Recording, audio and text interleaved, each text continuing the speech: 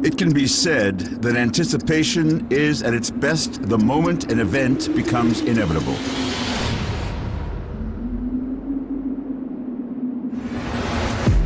When the date is finally circled and one great force begins to make his way towards another, preparing for an explosive confrontation to answer the most burning question of all. Exactly who is the baddest man on the planet? But first, another championship is on the line. I have to beat Volcan Ozdimer in a way that leaves no question that I'm the best guy right now. I'm gonna smash this dude. One of the UFC's most decorated fighters, a champion, a legend who has grinded and slammed his way into a Hall of Fame career. Daniel Cormier looks to defend the light heavyweight belt against a vicious Swiss contender. I'm going for the kill. I'm going to be there strong and I'm going to impose my will. I'm going to be the new champion.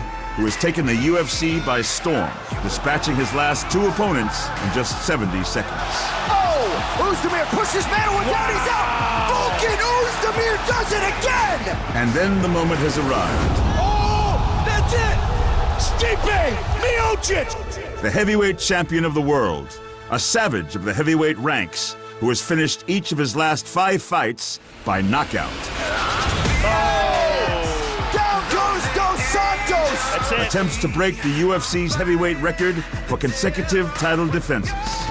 Standing between him and history, the future itself. The prototype. A heavyweight specimen with an 83-inch wingspan. A mountain of pure force. A 100% finish rate in the UFC. Oh! Ngannou knocks Arlovsky down! That is it! The man who destroys anyone who dares to stand with him and punishes those who try to take him down. Down goes the Reeve! Francis Ngannou! Will the heavyweight title change hands? The anticipation is over. Live from Boston, Massachusetts, it's UFC 220, Miocic versus Ngannou, and it starts now.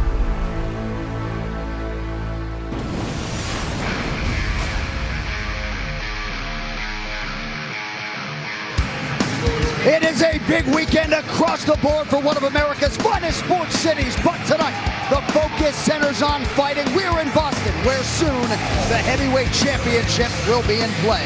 Live from a sold-out TD Garden in Boston, Massachusetts, USA, this is UFC 220, Miocic versus Ngannou. Closed captioning is available for tonight's telecast. The broadcast is also available in Spanish, brought to you by UFCEspanol.com. And with that, I'm John Anik. Thank you for being with us for UFC 220 as Boston tonight plays host to one of the most anticipated UFC heavyweight championship fights of the last decade. Now, Stipe Miocic is the man right now at present. He's the one chasing history. He is the hunted. But everybody's talking about the hunter, the predator, Francis Ngannou, who has all the makings of a future star if he can wrest the belt away from Stipe here at the Garden tonight. With that, welcome in my broadcast partners, Joe Rogan, Dominic Cruz. Garden packed to the nines for this one tonight, Joe Rogan. It's a crazy crowd, and we have a crazy main event for you. This is one of the most highly anticipated heavyweight matchups of all time, and for good reason. We have a real freak athlete here. We have a 1 in a million human being in Francis Ngannou, who has just lit this division on fire. There is more attention being paid to this young man and his rise to heavyweight title contention than any fighter I can remember in recent memory. And Stipe is not happy about that. He is quite frankly pissed off that people are saying this guy could be the champion. He's saying, wait a second, I take out everybody in the division without a problem, and you're still gonna say this guy has a chance? I don't get it. Well, welcome to being a champion. Everybody wants to see the champion unthroned. That's part of what this is. You better learn to deal with it, because they always want to see the champion unthroned. Ask Demetrius Johnson. And that's just the way this is. So, can he use that for fuel against Ngannou? That's the real question. Well, let's start with Stipe Miocic, because he is not only the champion, but Dom, right now he's on one of the greatest runs this division has ever seen.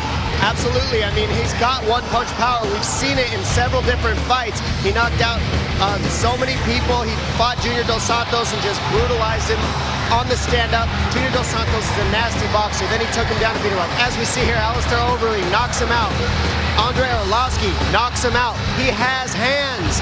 He does not stop punching. He does not stop wrestling, and he comes in stellar shape, and he's very fast. The difference is he looks like a human, whereas Francis Ngannou looks like a superhero. When this guy hits people, he hits people in a way that Tyron Woodley described best. He said he doesn't knock them out normal. He has unbelievable power. In fact, in a punch meter, he has the highest recorded punch of all human beings. His spectacular first-round knockout of Alistair Overeem cemented his position as the scariest human being to ever fight for the heavyweight title. No heavyweight in UFC history has started 6-0 with 6 finishes, except for Francis Ngannou. He'll have a 3-inch reach advantage here tonight. He weighed in 17 pounds north of Stipe Miocic. All right, co-main event tonight for the UFC Light Heavyweight Championship. Daniel Cormier versus Volcan Ozdimer. DC twice defended this belt during his previous reign. Tonight he takes on the challenger Volcan Ozdimer. This also, like the main event, has a lot of questions. This is no time versus the king of the grind. This is one guy who likes to stop fights in the first round versus a man who breaks people. And that's Daniel Cormier, a guy who won the Strikeforce Heavyweight Grand Prix, a guy who has been able to break guys like Rumble Johnson, and a guy who's one of the best wrestlers to ever compete in the light heavyweight division. He thinks he's going to use that skill set tonight and break Volcan Ozdimer, a man who's never seen this level. Volcan says, I have one punch power. He has to fight perfect for 5 rounds. That's the way he sees this matchup. Also, you got to think, Volcan has knocked people out in very close proximity. Where does Daniel Cormier love to fight? Very close proximity. So can he deal with the power of Ozdimer? Ozdimer's tall, he's long, he uses his length in order to keep you on the end of his punches. He brawls, and he does not care who you are. He is angry about punching you during the entire fight. If you hit him, he's not the type of guy to kind of bow down or say he's too good. He's the type to step up and say, oh, you think you're good? I'm gonna sleep you. He believes in himself, and that is the key to fighting somebody like Daniel Cormier. And that pretty intense stare down a day ago, only adding to the excitement for our co-headliner here tonight. Well, this is the 25th anniversary year of this combat sports juggernaut, and throughout 2018, we're going to look back at the rich history of the UFC. Tonight, actually, for the first time since 2008, both the heavyweight and light heavyweight championships will be on the line. You might remember the last time, UFC 92, the Ultimate 2008 in Vegas. That night, the heavyweights actually went first. Interim champ, UFC Hall of Famer Minotauro Nogueira fought Frank Mir in what was their first meeting. And of course, that gave way to the UFC light heavyweight main event and what was a banner performance for Sugar Rashad Evans, who ended Forrest Griffin's reign, became the new king of what was at the time the UFC's Glamour division. And of course, here we are 10 years later for this monumental night in Boston. 10 years, Joe Rogan. Long time. That's pretty crazy, and it's pretty crazy that the sport has really only existed for 25 years. And before then, the amount of progress that there's taken place in these 25 years is more than the last 25,000 years when it comes to the development of martial arts. And it's been an honor for me to be a part of it.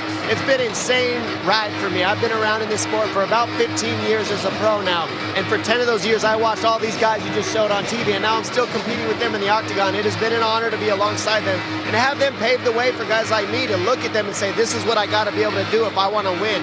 And it's evolved the sport to whole new heights. Thanks, guys. I appreciate you. Well, what an atmosphere in this building here tonight. No parquet floor, but we are excited to kick off the 2018 pay-per-view slate here in Boston. Here's what's coming up. The rest of the card is brought to you by EA Sports UFC 3. Pre-order the Champions Edition now for a limited time on PlayStation 4 and Xbox One for 3 days early access. Well, Boston versus New York was part of the appeal for matchmaker Sean Shelby with this booking of emerging featherweights, as Calvin Kattar goes for a 10th straight win, this time as home underdog, against the undefeated Tiger Schulman product, Shane Burgos. 3-0 to begin his UFC run, the Bronx-born Burgos is looking to seize the pay-per-view showcase here tonight. Also ahead, they let another New Yorker in, John Vellante, set for his 12th UFC appearance tonight. 3 of the previous 11 have been the fight of the night. In this spot, he draws the also UFC-tested Brazilian, Francimar Bodao Barros, who goes for his 20th professional win and 5th inside the octagon. This locker room cam is brought to you by Wish, the secret to affordable shopping. And coming up next, a pair of hard-hitting and ranked bantamweights. Thomas Almeida has produced a knockout in 15 of his last 16 wins. He has headlined in the UFC. He has been in there with the division's best. Tonight he tries to kickstart a title run against the always down Rob Font, who is fighting out of Woburn, Massachusetts, and figures to be buoyed by the locals as he chases the biggest win of his career. All right, first let's get you the rules of the Octagon. 3 judges score the bout. The bout duration is 3 5-minute rounds. For championship fights and all main events, we go 5 5-minute rounds. A 10-point must-scoring system is in effect. The round winner gets 10 points, his or her opponent 9 or fewer, and scoring is based on effective striking and grappling, followed by aggression, and then Octagon control in that order. Also, the Massachusetts State Athletic Commission has not adopted the newer unified rules, so those are not in effect here tonight. As always, the fighters have been made aware. All right, we are rare and ready to go from Boston, shaping up as a big year for the MMA leader. We are glad you are with us here at the start.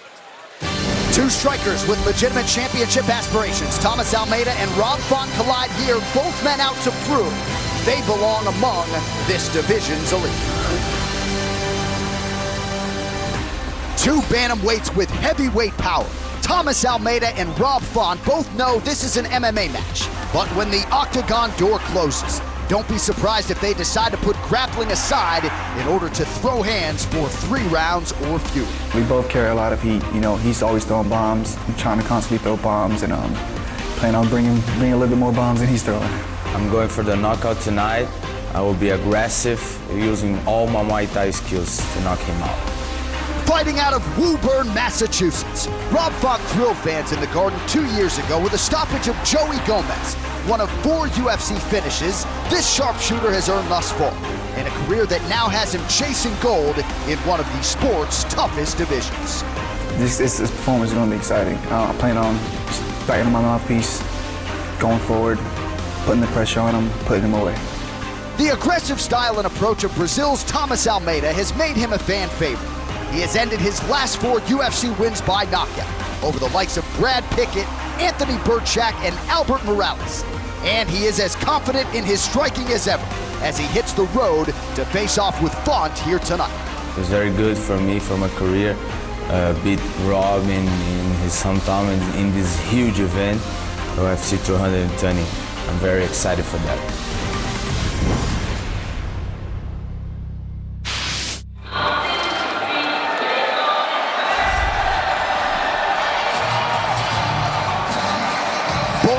Leominster, Massachusetts, and fighting 10 minutes from his front door tonight. Here is the number 14 ranked bantamweight in the world, Rob Font. He is fast, he is technical, he is fun to watch. Last fight, Joe, against Pedro Munoz, he said he just took a mental break for a minute and paid for it. He said, you don't shoot on Pedro Munoz. I'm looking to put that in the rearview mirror here tonight. Yeah, that's a very unfortunate loss for him, but he's shown some excellent skill in the past, particularly the George Roop fight, his UFC debut against George, who's a very tall, long guy. Rob Font showed perfect timing and a piston of a right hand and took Roop out. Very skillful guy. He mixes in some takedowns with his striking. I say that a lot, but it's rare that you see guys know how to shoot, to just shoot and add it like a weapon instead of using it because you have to have the takedown. It just changes your opponent, makes him think about a different weapon, a different source. Rob Font adds that. That's one thing Almeida I have not seen. He never takes a shot. So that's one less weapon he uses where Rob Font has that. He does use his elbows and his knees a little bit better than Rob Font, however, so that's the advantage on the striking realm for Almeida. That's what makes this interesting, though, is mixed martial arts. Which arts are going to counter each other and flow the best in each style, and that's what makes this fight so fun. 7th UFC appearance overall for Rob Font, but the first without Mark Delagrati in his corner. So some camp changes for Rob Font representing New England MMA, Lausanne MMA tonight, as he takes on Thomas Almeida.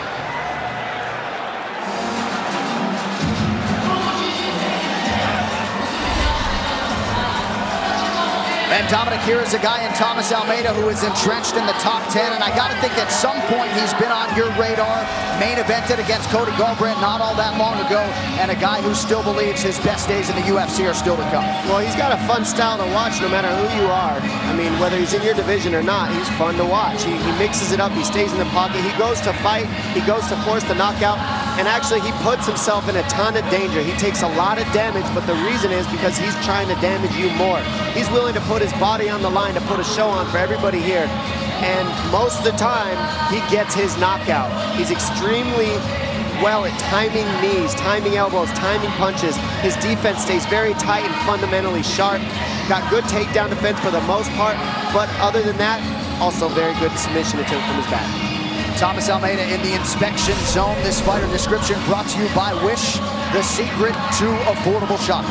And we got to realize that Thomas Almeida at 26 years of age is still learning and still growing, and was on his way to a shot at the title before he faced Cody Garbrandt. Cody Garbrandt put him away in a fight that was really a fight between the two top contenders in the bantamweight division. Garbrandt, of course, went on to win the title, and Almeida had a good fight against Morales, where he won, but then lost to Jimmy Rivera, who's an incredibly talented guy in his last fight. So he's had ups, he's had downs, 2 losses inside the octagon, but still massive potential. At one point in time, when this young man had knocked out Anthony Burchak, and when he knocked out Brad Pickett, people were thinking this guy's the future, right? He still could be the future, but he's got to learn from these mistakes, learn from the losses, and continue to grow. So far, that is what we have seen from him, and this is an interesting contest tonight. Give him the opportunity to face a skillful, slick guy like Rob Font and see where he stands and how much he has grown. And Almeida looking to get back to what got him to the big show. He says, I've got to be more aggressive. I will be looking for the knockout early and often against Rob Font tonight. This Till the Tape is brought to you by Modelo Especial, brewed with a fighting spirit since 1925. Thomas Almeida, remarkably still just 26. Rob Font, now 30 years old, fought the taller man by 1 inch. He weighed in at 136 pounds, 135.5 for Thomas Almeida, who is on the wrong end of the reach equation, albeit slightly. 1.5 inches the edge for Rob Font. All right, now for the introductions, we turn it over to Bruce Buffer. Ladies and gentlemen, we are live from the TD Garden in the city of champions, Boston, Massachusetts, for UFC 220, Miocic versus Ngannou. And now, this fight is 3 rounds in the UFC bantamweight division. Introducing first, fighting out of the blue corner, a striker holding a professional record, 14 wins, 3 losses. He stands 5 feet 8 inches tall, weighing in at 136 pounds. Fighting out of Woburn, Massachusetts, Rob Font. And now introducing his opponent, fighting out of the red corner, a Muay Thai kickboxer holding a professional record, 22 wins, 2 losses.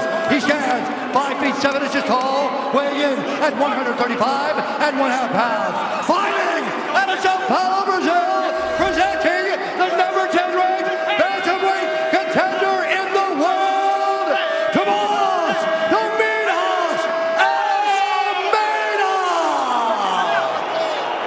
And when the action begins, our referee in charge, Herb Dean. Herb Dean, our referee for this one. The beautiful Brittany Palmer is here. Thank you, Brittany. Just about ready to go with live action. The first pay-per-view fight of 2018. Rob Font here at home against Thomas Almeida. Tonight's fight clock is brought to you by Modelo Especial, brewed with a fighting spirit since 1925. Almeida in black, Rob Font in blue. Almeida spent a month at Phuket, top team in Thailand. Dom, where you just got back from for this training camp. It's a good place to reset yourself out there. That's exactly how he put it, to get back to his Muay Thai roots. Ooh. Yeah, it's fascinating how many camps are taking place in Thailand now. It's really become a go-to destination for a lot of people to train. Beautiful right hand there by Font on the break. AKA Thailand, is out there now with our buddy Mike Quick Swick.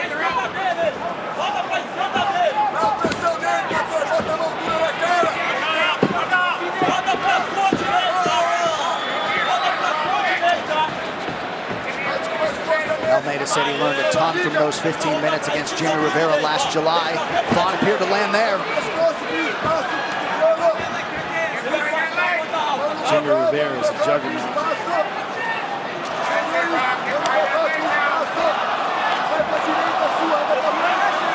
Boston chants being heard by this partisan crowd early. Don, this is your division. Now, when you watch these young men, you look at it differently than when you're commentating on other divisions.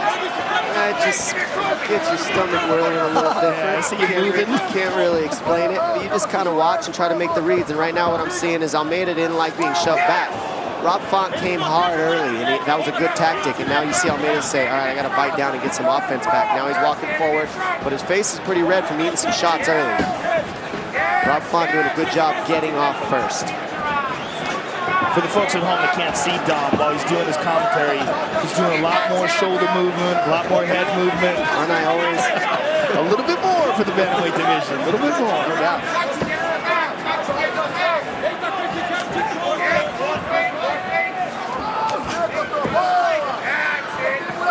Jab by Rob Font, under 3 minutes to go here in round one of a possible 3. Rob has a very slick counter right hand. He's doing really well with his jab right now, though. That's what's really causing Almeida a lot of problems. He's leading with his jab. He's okay with just touching him, and then he follows up. And that jab is doing a lot of things right now in this matchup. Almeida goes high with the kick. And Almeida's making a nice read on that. Keep a lookout for that. He's got a good timing on waiting for the left hand of Rob Font's jab and going over the top of it with his right kick. It's hard to do, but he's making that read well, Almeida.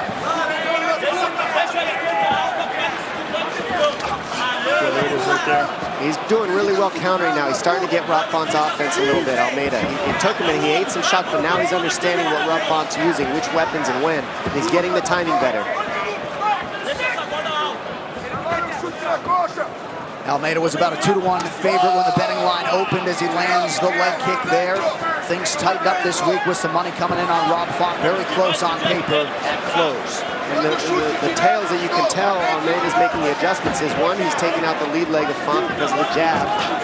And two, he's slipping the jab. But right there we see Font get into the pocket and land a nice elbow.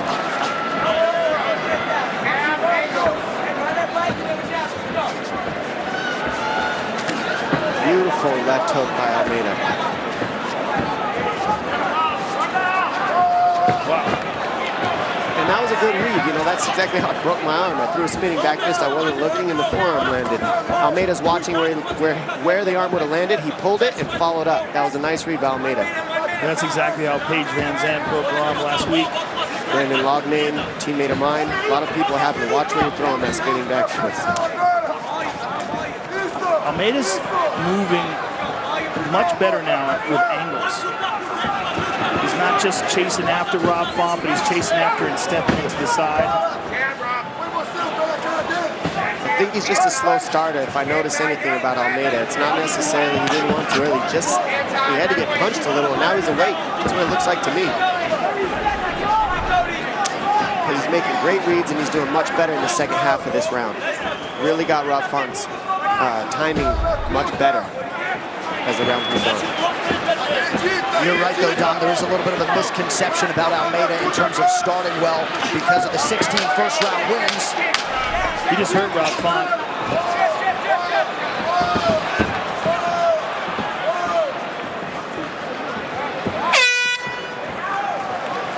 One round down. Time to ditch your artificial sports drink and switch to Body Armor. More natural, more electrolytes, better sports drink. Grab yours at participating Circle K stores. Body Armor, the official sports drink of the UFC. Se a gente rodar mais para sua direita,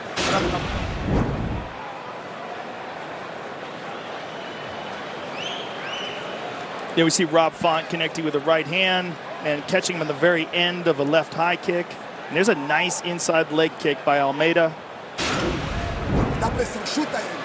I want more kicks, I want more kicks. Do not circle towards his power. Circle to your right, not towards his right hand. He's banking on the right hand. Pode acreditar nesse seu jab de encontro. Você viu o olho dele como ficou? You're winning on points. Mas sempre que acertou, Make sure you vary your attacks. I prefer legs in the kick rather than head kicks. Só vamos deixar essa esquerda alta por causa da direita dele. Tyson Chartier, Diego Lima, the head coaches there. Vanessa Hansen getting us started for round 2. Thomas Almeida, 8th UFC appearance here tonight. 5 UFC wins and a bonus after all of those UFC wins. Here's round 2, Font in blue, Almeida in black. The number one issue for Almeida so far has been the jab of Font. Let's see if he can attack the jab of Font. And that's how you do. You lead that lead leg, start beating up the lead leg, then Font doesn't want to lean on it. Counter it with overhands, counter it with pulls. There it is, there's a pull. Where you wait for the jab, you stay just to the outside of it, come over the top. Nice 1-2 by Font. Almeida acknowledging as much. Oh, he's stunned him. He's stunned him bad. Font trying to capitalize here. Almeida's in big trouble. Oh, I'd like to see Font keep it up, but he's going for the takedown. This gives Almeida a chance to recover, and he's good off his back in the sense of surviving and doing what he needs to stay in this fight. Font needs to keep this standing, keep the pressure on. Almeida seems to have recovered a little bit, but he still looks a little wobbly. You're still spinning at this point if you're Almeida, but you're doing the best you can to keep it together. A climactic first minute to this second round. Font goes to the elbow there. This is exactly what Almeida wants right here. This. Nice by Rob. Good uppercuts. Body shots. Very nice read. Keep going to the body if you're Font.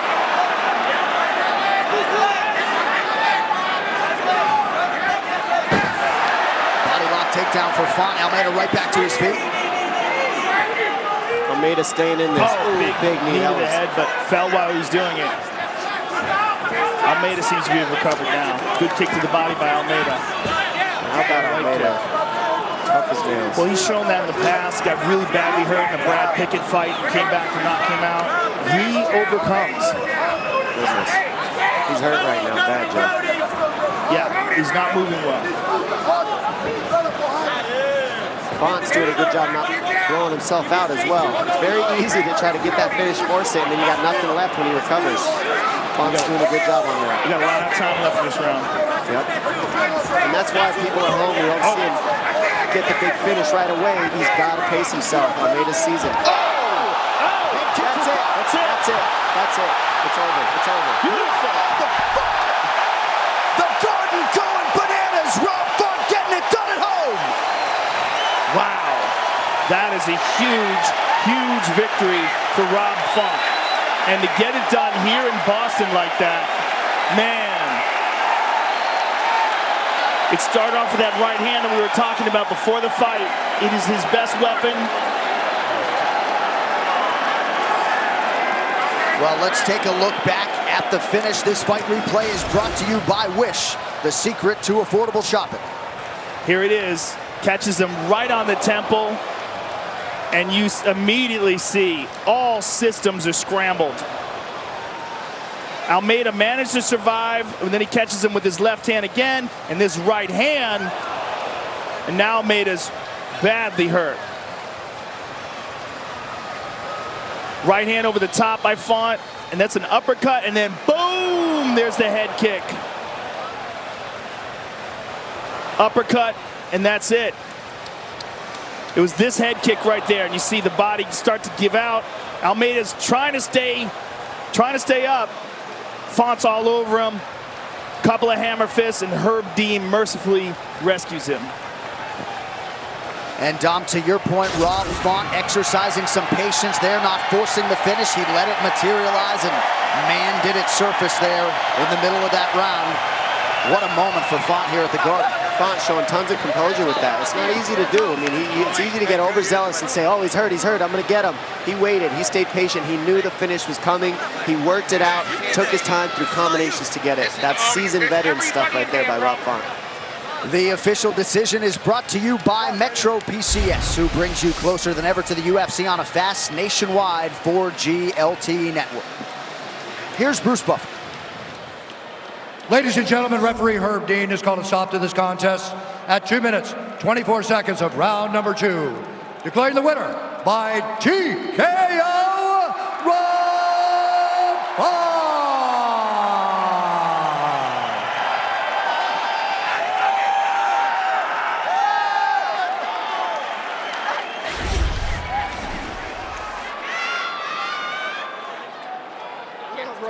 I'm here with the winner, Boston's own Rob Font. Let him hear it, ladies and gentlemen. Rob, this was the biggest victory of your career. Thomas Almeida is a highly respected guy. And absolute savage. And you caught him with a picture-perfect right hand. It was an excellent fight leading up to that. But once you hurt him with that right hand, you systematically took him apart until you got the KO. Yes, sir. You know, I was a little reckless at first. You know, Tyson calmed me down, told me to get the right out there nice and straight, and obviously it worked, and we stayed on top of him. Well, you guys had gotten through some excellent exchanges, but let's take a look at the right hand that started it all off. You caught him perfectly, right on the temple. You saw him hurt, the leg started to go, and that was one, but the big one that you dropped him with, and there's the head kick at the very end. How does it feel, Rob Font, to do this right here at the Garden? I love the Garden. I love Boston, man. What up, everybody, man? Shout out to all you guys. I love you guys. Let's work. Yes, sir. Well, listen, Rob, enjoy this. Congratulations on the most spectacular victory of your career. I can't wait to see you in here again. Rob Font, ladies and gentlemen. Lou Burns, Rob Font, a big winner here tonight, and you see there, a lot of good company in terms of the most finishes in UFC bantamweight history. 5th UFC win for Rob Font, and he has dusted the opposition in all of them.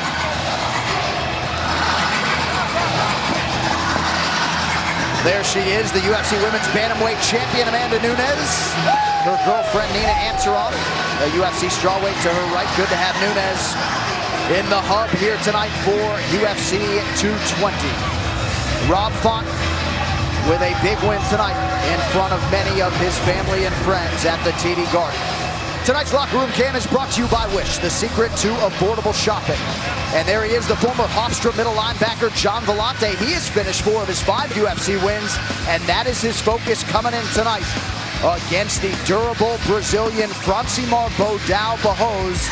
Barros, a 14-year pro out of Rio de Janeiro, who makes his 9th UFC start here tonight in New England. UFC 220, Miocic versus Ngannou, is brought to you by Modelo Especial.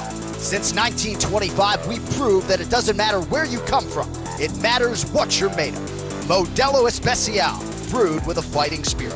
Metro PCS, bringing you closer than ever to the UFC, putting knockout coverage in your hands by covering 99% of people in the US.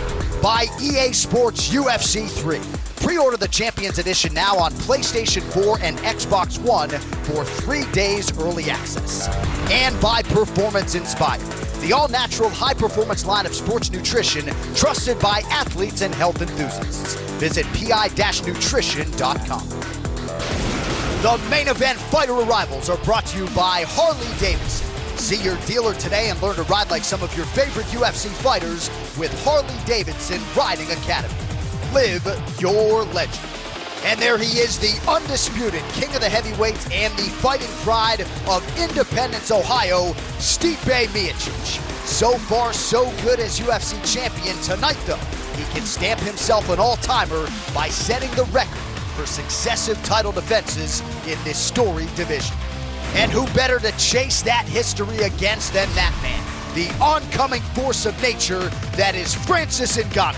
He has run roughshod through all opposition to become the unquestioned #1 heavyweight contender. And now this Cameroonian destroyer is 1 win away from changing his life forever. Well, the next time you'll see the MMA leader on pay-per-view, we will be in Western Australia for UFC 221 on February 10th.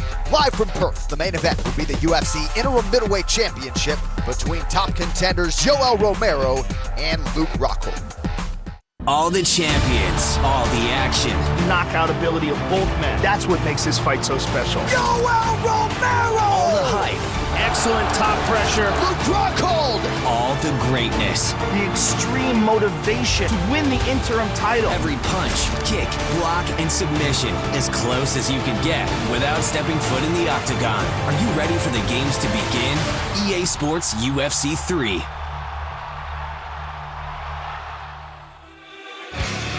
Beautiful waterfront shot there, Boston, Massachusetts, welcoming the Octagon back to town for the first time in 2 years, and the buzz has really been palpable here during fight week.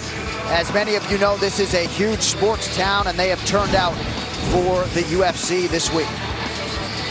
All right, moving on now with live action in the UFC's light heavyweight division. Now, John Volante has a penchant for bringing the action. So while New York and Boston have always had a sporting rivalry, this bout with Francimar Barroso may actually get the New Yorker some fans here in Beantown. John Volante and Francimar Barroso hail from vastly different parts of the globe, but they share common ground in their willingness to throw down and throw caution to the wind. And that dovetails perfectly with the fight culture here in Boston, Massachusetts, a city that celebrates those who bite down on their mouthpiece and get after it. Hoje à noite eu estou preparado para lutar onde a luta for, no chão, em cima. Estou preparado com meu boxe perfeito, meu chão bem confiante.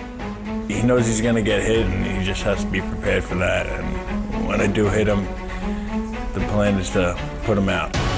After more than 4 years in the UFC, Brazil's Francimar Barroso has proven his toughness on MMA's biggest stage.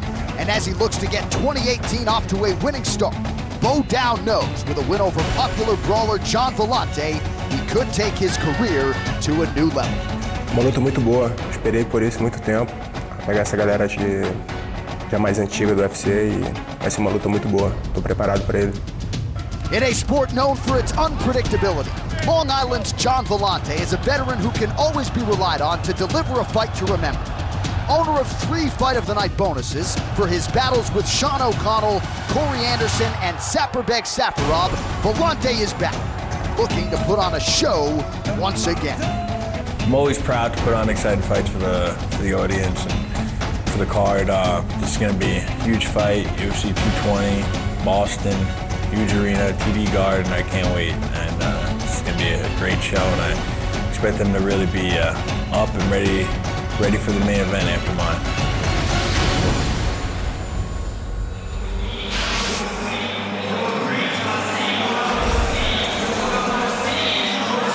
All right, so here is Francimar Barroso's 9th UFC appearance here tonight, and Dami said he didn't have a good training camp for his previous fight. This training camp has been perfect. Those are just words. He'll try to turn them into a strong action tonight against John Volante. Yeah, he comes from Nova and Yao camp, so you know he's got good takedown defense. That's a given.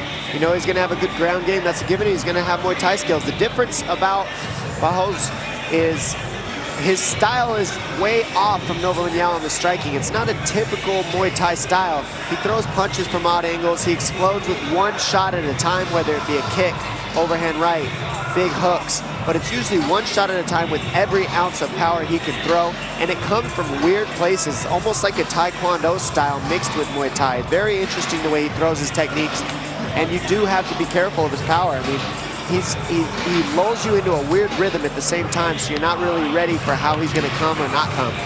Very interesting. This fighter description is brought to you by Wish, the secret to affordable shopping. Well, they've done a great job in assuring that we're going to have an exciting fight here tonight stylistically, because the way Barroso fights, and I agree with Dom, he's got this awkward, almost like a Taekwondo style, but he's also a Brazilian Jiu-Jitsu black belt, and he's been there and done that. He's had plenty of fights. John Volante is a banger, and John Volante is going to come straight towards him. The question in my mind is, what style is Barroso going to employ? Like, how is he going to move around? What is he going to do to deal with the heavy leg kicks and the big power right hand that John Volante is going to bring into the octagon? Right. Well, Barroso feels like he's taken his conditioning to a new level. This was a prolific finisher outside the UFC. He is chasing a big one tonight against John Volante.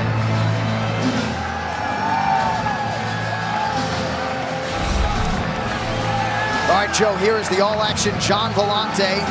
One of the more outstanding football players to cross into mixed martial arts. Full ride to Hofstra University, was an All-American linebacker as a true freshman. His chief corner tonight, though, is the former UFC middleweight champion Chris Weidman, because Keith Trimble is cornering a world champion boxer, Adam Kaunacki, in New York. So no Keith Trimble for John Volante here tonight. Well, John Volante's brightest moments in the octagon were a spectacular knockout of Corey Anderson, and then an even more spectacular knockout of Anthony Perosh. That shows you what he can do when he is on. He's got heavy leg kicks and a right hand that's like getting hit by a telephone pole. He's a very, very dangerous guy when he's moving forward, when he's focused, and by all accounts, he is very focused for this fight. He came out on the wrong end of a split decision against Patrick Cummins in his last fight, in a very tough fight. Before that, he was stopped by Shogun in a barn burner. He realizes that his back is against the wall. So he's been very focused by all accounts leading into this training camp, and everything went well. The one thing about those fights that you just mentioned, Joe, Patrick Cummins and Mauricio Shogun Rua, is John took a lot of damage in those two fights. I mean, we're talking about big boys that are fighting. They're taking a lot of damage to the head, to the body, and he took punishment and served a lot of punishment back, but he came out on the losing end of those fights with a lot of damage. How is he recovered? How's he feeling for this fight? How does that portray into this next matchup? What's he thinking about? How's he feeling? We don't really know, but we're gonna see how he shows up. Every single time he showed up, though, it's a show. Tonight's Tale of the Tape is brought to you by Modelo Especial, brewed with a fighting spirit since 1925. John Volante, 32 years old. Francimar Bajos will be 38 next month. Volante, the taller man, by 1.5 inches. Both fighters weighing in at 205 pounds.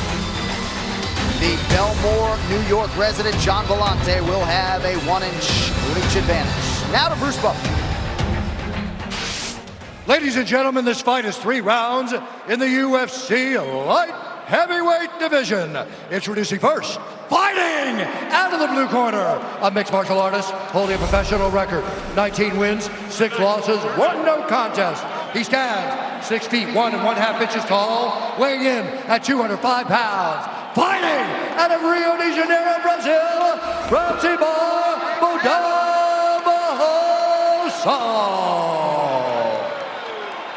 And now introducing his opponent, fighting out of the red corner, a mixed martial artist holding a professional record, 15 wins, 9 losses. He stands 6 feet 3 inches tall, weighing in at 205 pounds.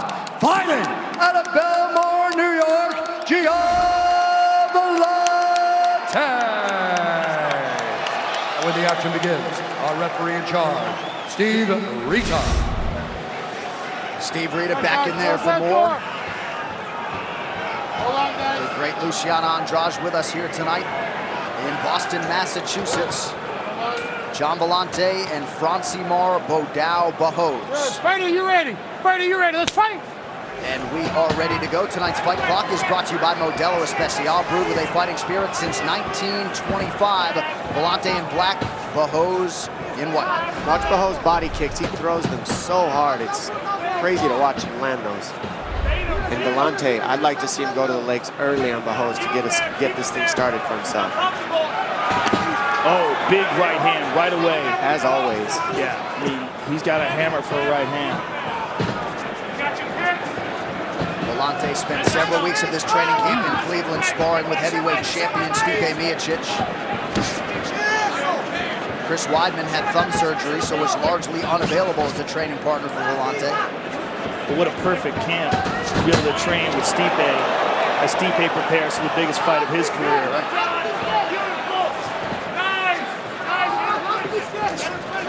Nice uppercut by Bajos. Timed it very well. And that's because the right hand's coming from John, so he's just reading that. The counters cover up the right hand and fire an uppercut up the middle when the head comes down. Nice read by Bajos. Volante has been hittable, eats nearly 5.5 significant strikes per minute.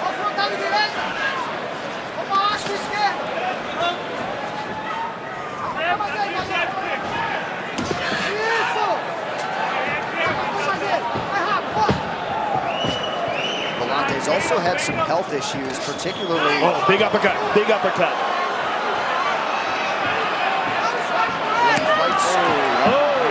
them bad. Good start here for Gian Villante through nearly 2 minutes. Good leg kick there by Bahos. John just has so much power in that right hand. I mean, he counts on it, but what else does he really need when he's landing it that hard? Right. John, what were you saying about his health issues? He had some fluid around his heart, and he's been getting very sick in the winter. So finally seemed to be able to nip that in the bud for this training camp, but he's been anxious about fighting in the winter because of those issues. Whoa. Yeah. That's not something you want to hear. No. Fluid around the heart. Went through some tests, and he said this winter has been better than past winters, and seemed to be ready to go tonight. Need that prize money. Yeah, it might be time to move out of Long Island. It gets cold out there. John just stops and says, it's okay, hit me with whatever you want, my right hand's gonna put you down. He's just walking him down here. Pressure, pressure. And that's tiring for a guy like Bahos. When you're on your heels like that, he's not letting up the pressure. Constantly on your heels. That takes away the awkward kicks and the awkward style of Bahos by doing this with the pressure. Smart by John. I remember when Muhammad Ali used to run during his training camps, he would run miles backwards. And very few people do that.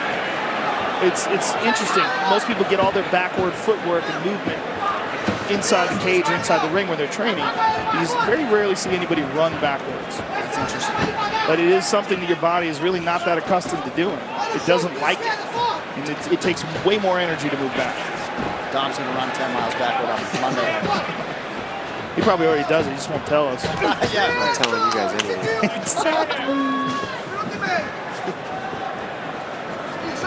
Oh, Bahos looking for a big spin there. I'm telling you, those leg kicks are nasty to the hamstring, though.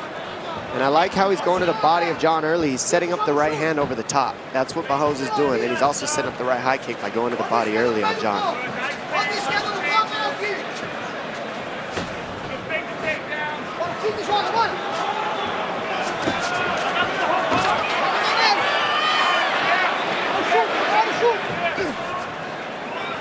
Now you see John parry the low kick, or the low body shot. That's because he's trying to he's setting him up with that. Look for the left hook coming soon.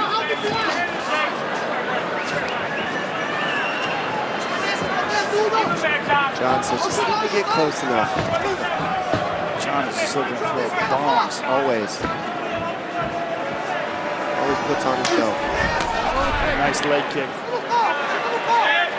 Pretty measured approach from Villante here tonight. No surprise that he has the advantage in terms of advancing.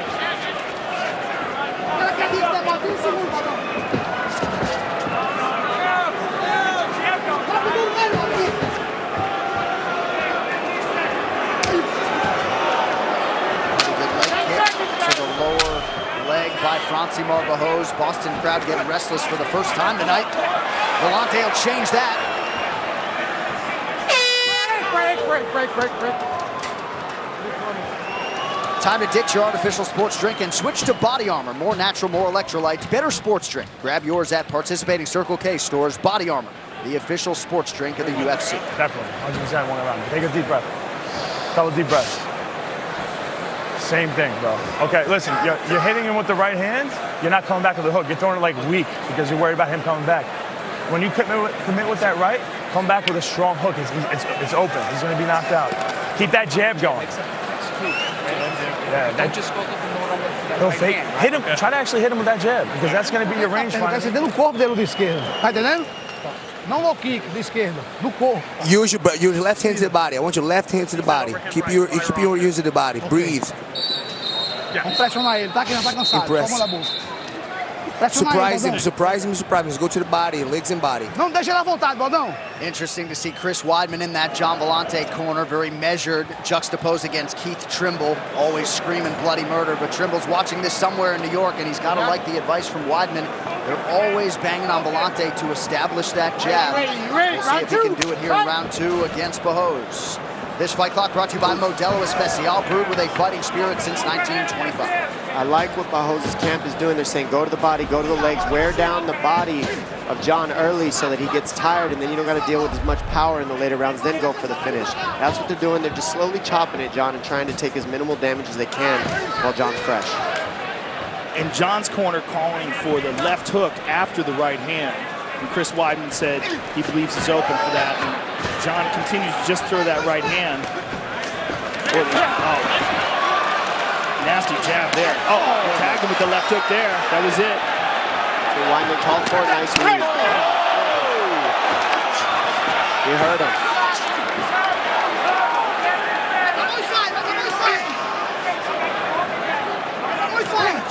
Stiff jab. He also listened to Chris with that as well. Landing that jab now. Not just using it to probe, but sticking it with it. Oh, he got caught with the counter right hand there and low kick. Stop time. Time. Over here for a second. You okay? And this is often the worst for us fighters because you just got to kind of sit and wait. You feel everything, you hear everything, you see everybody. Hey, get back over here. You can't take advice from your corner. Time. Watch those knees. Let's take a look at it here. All right, so he got tagged with a counter punch. The left hand as he was throwing the right kick.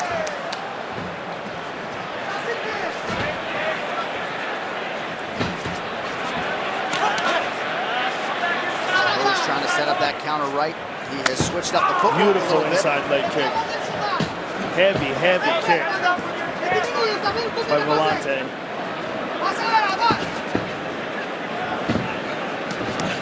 Volante, a monster linebacker in his day, was recruited by Penn State and Michigan State out of high school. Was cut by 2 NFL teams before shifting his focus to mixed martial arts. So interesting to me how much, anytime Volante fights, he slows the pace down to his pace. I mean, it's a timing thing with these two. They're not going at a crazy offensive pace. They're just picking shot by shot. Each guy gets a turn. And this is always how John likes to fight. Yeah, and he really established that in the very first punch that he threw. When he landed that big bomb, he let Bajos know there's danger in this octagon tonight. He demands respect right away, those power he throws. Volante has done some good work to the head. Both guys have had success to the body. You can see some of the redness on that midsection of Volante. With Bajos, if I was in his corner, I'd be asking for more of that, what he just did right there, and more movement. Don't just stand just outside of the range of this guy, and he just ate a hard leg kick as well. I'd ask for what we've seen in some of his other fights. More movement and more angles. Don't just back up straight, but turn it. And then also attack.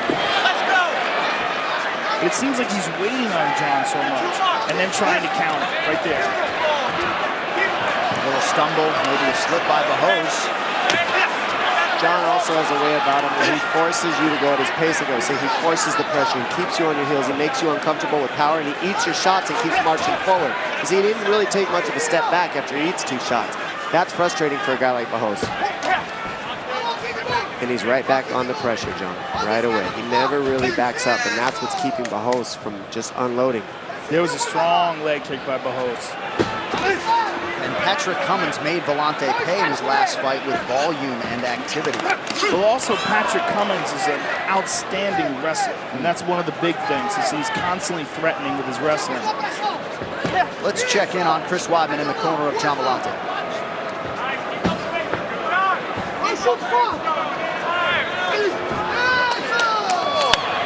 Gotta get a little closer on that.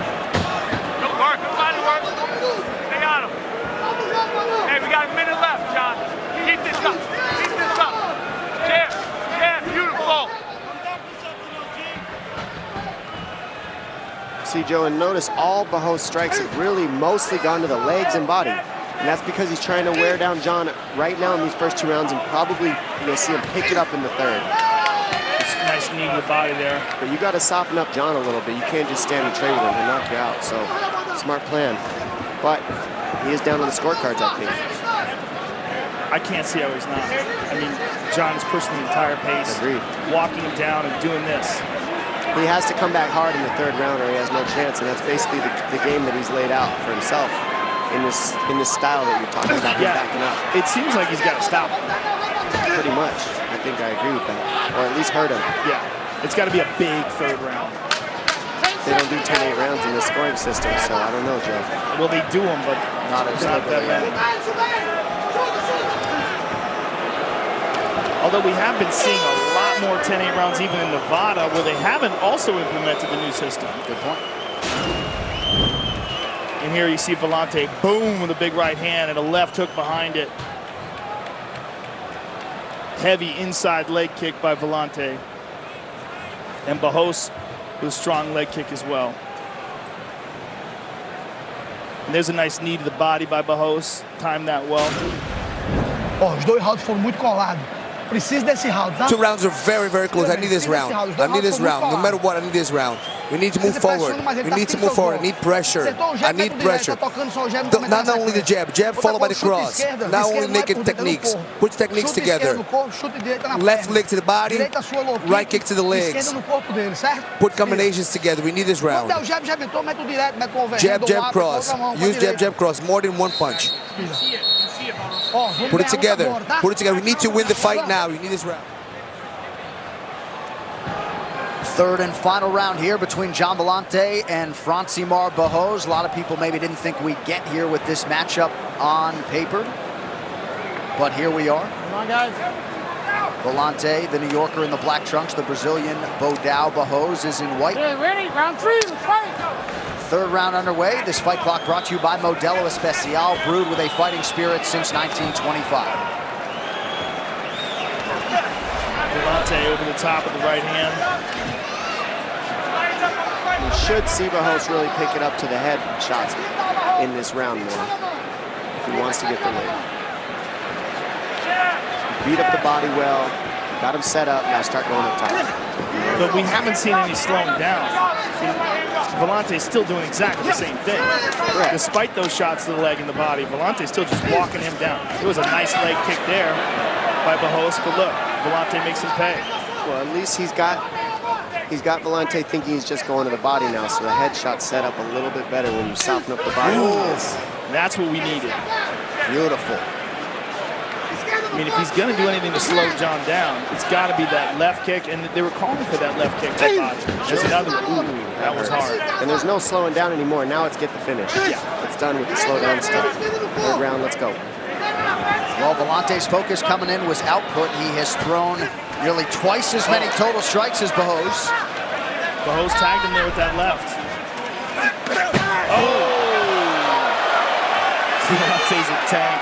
He is a tank. He just knows. Go ahead and hit me. I'm going to hit you harder. I don't care if you hit me. And that's his style. Yeah. It's a fun style, man. It is. It's fun to watch. We were saying in the lead up to this fight, like stylistically, when this matchup was made, it was guaranteed that it was going to be a barn burner. Under 3.5 minutes here to go in this one.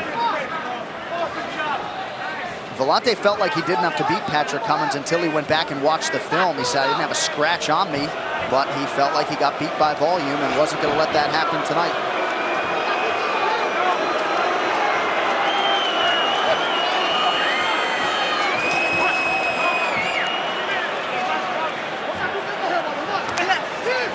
Barros lands the right hand partially over the top. Under 3 minutes now to go. The big issue with Barros is he's not throwing combinations. He's only throwing one at a time. You've got to throw more than one at a time on somebody pressuring you this hard like Villante. You got to throw at least 3 punches. It'll release a little pressure. One at a time is just not going to do it for Barros.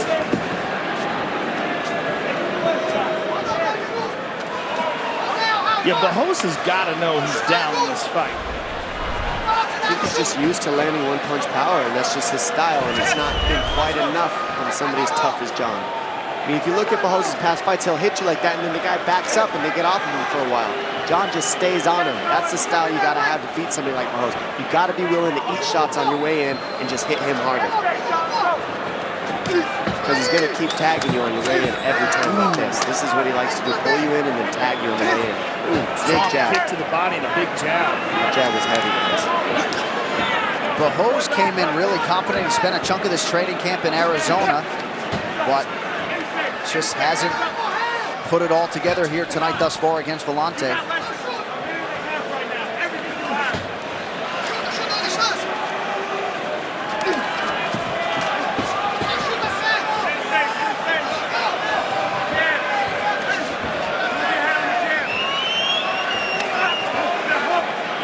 Numbers essentially dead even in terms of the significant strikes landed, but huge edge in output for Gian Villante, who eats a right hand there.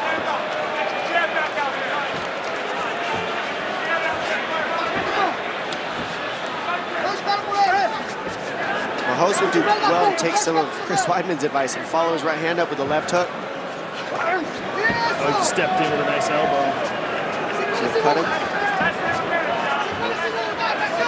Under a minute to go in this third and final round. Good to have you with us for UFC 220 tonight. John Anik alongside a couple of legends, Joe Rogan, Dominic Cruz. Later tonight, 2 championship fights are yours right here on pay-per-view. This crowd's ruthless. Always, every time. They were kind to you a couple years ago. Austin is my home. I love this place. Fight fans for days out here. 30 seconds now to go in the fight.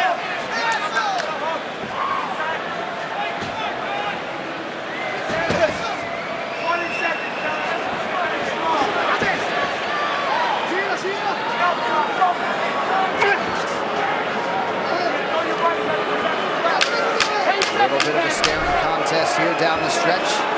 Villante getting back after it now.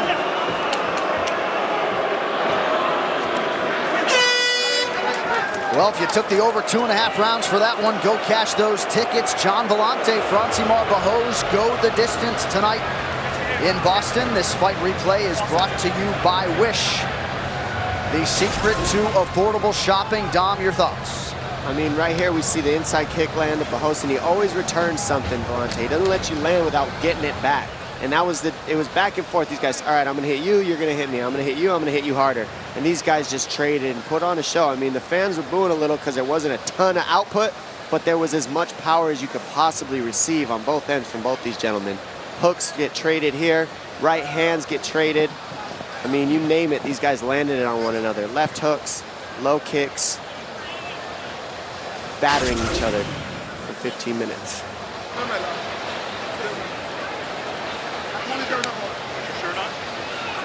Gian Villante, slight betting favorite coming in here tonight as we show you the stats from this one.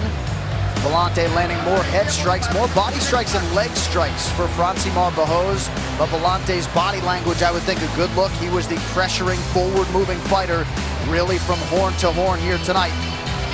Question is, will it be enough to have gotten the nod here tonight? And also for Villante, you know, not the easiest thing to compete without your chief corner man, Keith Trimble, tonight. So Barros is a hard guy to fight. Anybody who fights him is going to have a tough fight. Like I said, you got to be willing to take a lot of damage, and he's going to back up and he's going to counter you well. He's a counter fighter. So Villante did a good job with his style. He ate some big shots, but I think he definitely deserves a win in this one. But we'll see what the referees saw. Excuse me, judges. We'll see what the judges saw. Villante in search of a 6th UFC win. He has finished 4 of his 5 UFC victims coming in here tonight.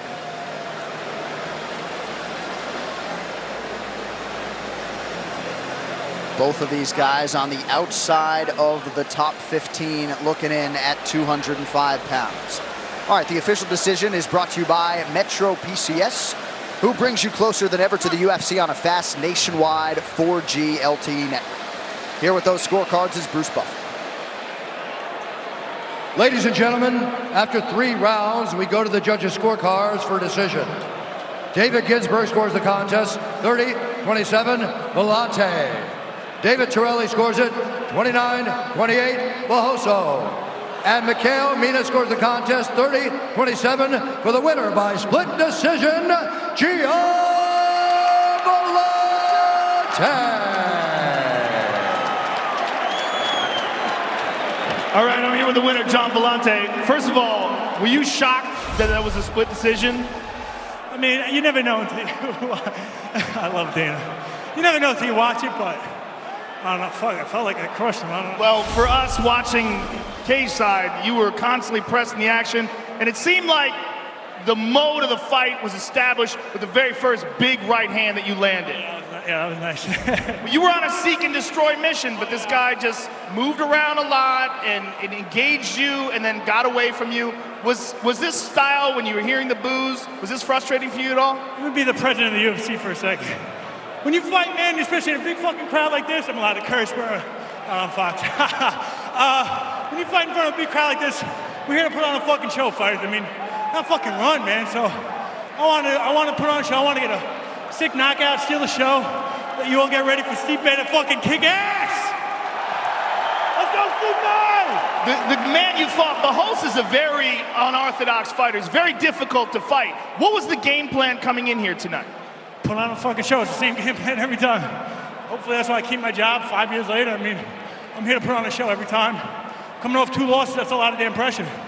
I don't care, I'm putting on a show, man. Well, you did, and you moved forward like a tank. Congratulations on your victory. Let's go have some Teddy Brewskis tonight. I'm gonna grunk out all fucking night. John Vellante, ladies and gentlemen. Oh, at least he got it in there. Nod to a couple of Patriots. That post-fight interview was brought to you by EA Sports UFC 3, powered by Real Player Motion Tech. EA Sports UFC 3 delivers the most authentic UFC experience ever in a video game. Pre-order now on PlayStation 4 and Xbox One. A lot of star power in the building here tonight in Boston, Massachusetts. Hey, the Metro PCS couch guys, Demetrius Johnson, the flyweight king, and the former UFC light heavyweight champion, Forrest Griffin, taking in the action octagon side here tonight in Boston. This locker room is brought to you by Wish, the secret to affordable shopping. And coming up next, for years, he has been one of the Northeast's best fighters. Tonight, with a lot of support in the building, Calvin Kattar chases the biggest win of his career against the 10-0 Hurricane Shane Burgos, who continues to dominate thus far on the sport's biggest stage. We will see who gets the better of this New York-Boston exchange shortly. And the hits keep on coming next weekend as well. We will be in Charlotte, North Carolina with a high-stakes rematch of middleweight contenders on Fox.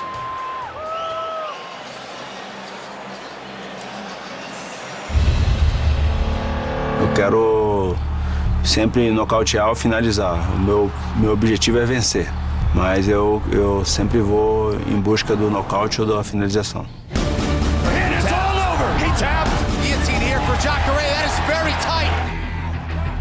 Jacare Souza is one of the most highly decorated Brazilian Jiu-Jitsu black belts to ever compete in MMA.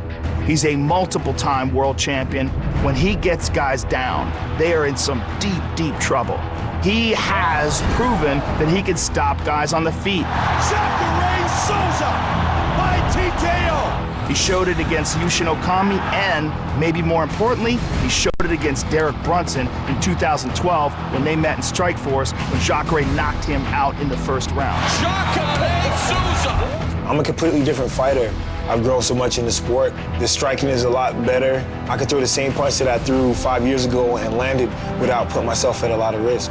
Minha última luta com Derek Brunson faz muito tempo, então ele mudou muito nesses anos, ele melhorou bastante. Então eu tô focado no novo Derek Brunson. Jacare Souza versus Derek Brunson is a real crossroads fight.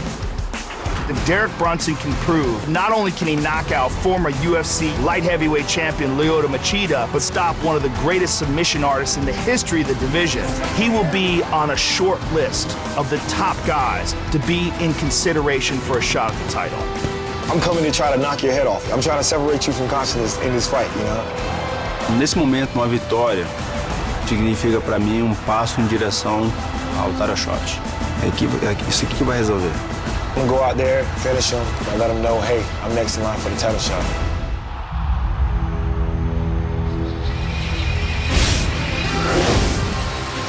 What's fun about this matchup, Jacare Souza versus Derek Brunson, is these guys are going to throw heat the entire time they're on their feet. And if they happen to hit the mat, Jacare Souza just so happens to be one of the best practitioners of Brazilian Jiu-Jitsu on the planet Earth. And Derek Brunson is not an easy guy to grapple with, take down, extremely athletic, explodes from the outside better than anybody. You got Dennis Bermudez versus Andre Fili, Jordan Rinaldi, Gregor Gillespie, who's been on a terror out here. Drew Dober versus Frank Camacho. Camacho, old teammate of mine back in the day. It's going to be an awesome card. That is your main card coming up next weekend on Fox, and the timing works out for Jacare and Brunson. 2 weeks later, the UFC's interim middleweight championship will be on the line in Perth, Australia. But now here in Boston, it is fire versus ice in the featherweight division. The streaking Shane Burgos battles Massachusetts veteran Calvin Kattar in a showdown likely to shake up the Gotten and the top 15. In nearly 30 combined fights, Calvin Kattar and Shane Burgos have emerged with 27 wins. And it is clear, these featherweights are not just prospects, but fighters with the potential to one day challenge for UFC gold. I think my potential in the UFC is limitless. I'm getting better with each and every fight, and you're gonna see tonight what I'm all about. I'm gonna bring a fight. Shane Burgos is making a short trip. I'm ready to put on a fight for my hometown crowd and do what I do best. Unbeaten as a pro, New York's Shane Burgos made his mark in his first 12 months in the octagon as he defeated Thiago Trator, Charles Rosa, and Godofredo Pepe. And that has forced the rest of the division to prepare for the hurricane rolling through. It's a huge opportunity, my first fight on a pay-per-view on the main card right before the 2 title fights, so I'm excited to get in there and make a huge statement, get the knockout finish, and show the featherweights what I'm about. After a decade spent on the tough New England MMA circuit, Calvin Kattar got the call he was waiting for in July of 2017. And while it was a short notice assignment, Kattar stepped up to the plate in style, shutting out Andre Fili to get his UFC career off to a rousing start. Boston fans are in for a show. They already knew that when they walked in the door, and I'm gonna deliver.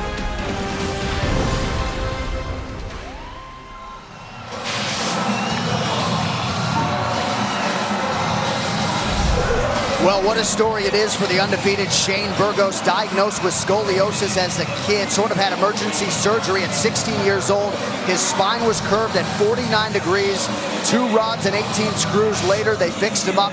His back couldn't be better here tonight as he takes on Calvin Kattar as we look at some of his past highlights against Charles Rosa. That really is an incredible story when you think about fighting world-class MMA with fused discs and rods in your back when you're 16 years of age. But, you know, he's developed an incredibly strong core and fantastic mixed martial arts skill. And we've had a chance to see him fight 3 times inside the octagon with 3 victories and looks fantastic. I mean, really has the air about him like a kid at 26 years of age that has an incredibly bright future. Something Burgos said that I really liked is that you haven't even really seen all his tools because he hasn't had to use them yet. And what he means is, I've just boxed because I've faced a few grapplers. They were wanting to take me down, and so I had to be careful when I chose to throw kicks, and then I was able to just knock them out with my hands. He says Calvin Kattar doesn't really use the grappling as much, so he's going to be able to showcase his kickboxing a little bit more, and possibly his guard even if he needs to. He said that was his first martial arts, was Brazilian Jiu-Jitsu. That's what he started in, was grappling. He just added the striking behind it. So you don't even really know what Burgos is about, is what he's saying. Burgos also told us the secret sauce for a lot of these guys at Tiger Schulman's MMA is hard sparring with professional boxers. And he didn't even know the name of some of these guys, but he feels like that has really taken his hands to the next level, and he's going to try to put him on Lithuanian's Calvin Kattar here in enemy territory tonight.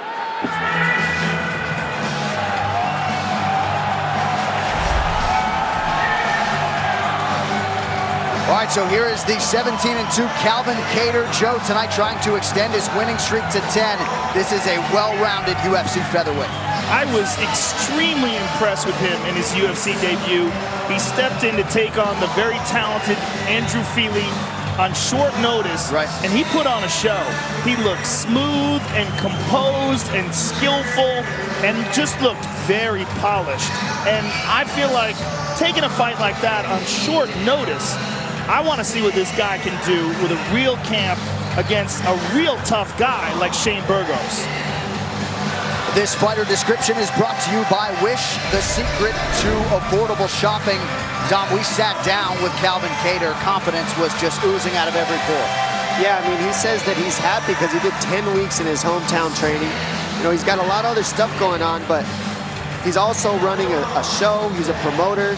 He's working with his brother, Keegan Kattar. His brother's out here. He says his brother's hyped to be out here with him. And it's just cool for him to be in his hometown, catering to the people around him, the people that have helped him get to here. He's just excited to be here working. Catering to the people around him. I mean, look at you. Who would have thought? Turning the surname into a verb there. But you're right. He is a promoter on the side. Combat Zone MMA. He actually bought the promotion, bought for free the night he bought it. And a pretty incredible story. Single mom, raised 3 kids. His goal is to do what Tyron Woodley and Max Holloway and guys like that have done, buying cars and houses for their mothers. Calvin Kattar with a big one in front of him tonight against the undefeated Shane Burgos. Tonight's Tale of the Tape is brought to you by Modelo Especial, brewed with a fighting spirit since 1925. Calvin Kattar, 29 years old. Shane Burgos is 26. Both fighters 5'11" tall. Both fighters making weight without issue. Shane Burgos will have a 3.5-inch reach advantage tonight. All right, now for the introductions. Back inside the octagon to Bruce Buffer. Ladies and gentlemen, this fight is 3 rounds in the UFC featherweight division. Introducing first, fighting out of the blue corner, a mixed martial artist holding an undefeated professional record. 10 wins, no losses. He stands 5 feet 11 inches tall, weighing in at 146 pounds. Fighting out of Monroe, New York, Hurricane Shane Burgos. And now introducing his opponent, fighting out of the red corner, a freestyle fighter holding a professional record, 17 wins, 2 losses. He stands 5 feet 11 inches tall, weighing in at 145 1/2 pounds. Fighting out of Methuen, Massachusetts, Calvin Kattar. When the action begins, our referee in charge, Dan Murgliata. Dan Murgliata, our referee for this one. Brittany Palmer, thank you very much. Ready to go here for round 1. Calvin Kattar's #1 training partner is Rob Font, who you just saw knock out Thomas Almeida not all that long ago. Here we go. Highly anticipated feature bout here between Kattar and Burgos. This fight clock is brought to you by Modelo Especial, brewed with a fighting spirit since 1925. These guys are fighting very close to each other. Both guys right in the pocket immediately. There's only one person using a rangefinder, though. Yeah, and that's Shane Burgos. Right hand over the top by Shane. And that's because he found the range early, so he's able to counter a little different than Kattar. Nice jab by Kattar.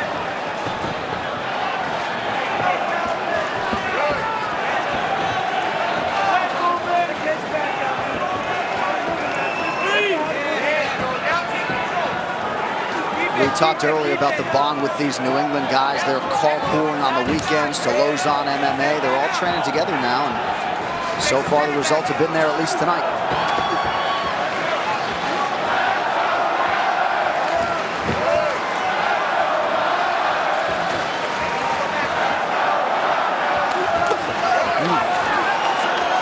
These guys are banging it out early. Right in the pocket, these guys, trading. Good jab by Calvin. Right hand, beautiful counter. That's called a pull right there. That's the example of a pull. He waits for the jab, gets just to the outside, comes over the top. Beautiful by Kattar. Good body shot by Burgos. Burgos needs to go to the body. That'll take away the range and the timing of Kattar.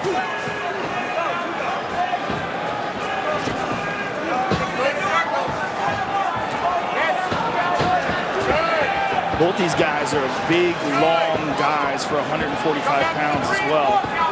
And probably not used to fighting guys as tall as they are. Right. Stiff jab by Kattar.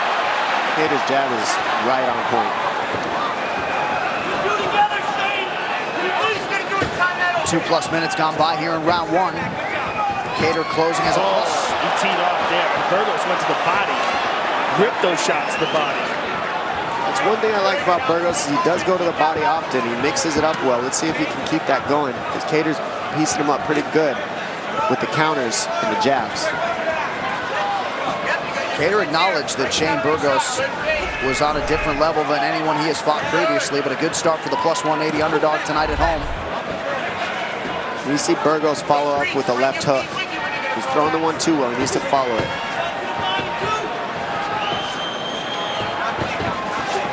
Oh, nice body shot by Shane Burgos. And that's something he's done to all his opponents. He keeps the pressure. He stays in this proximity. He eats shots, but he tags you in the body, and it usually wears the opponents down. Right now, though, Kattar's piecing him up with that jab, and it's becoming a problem.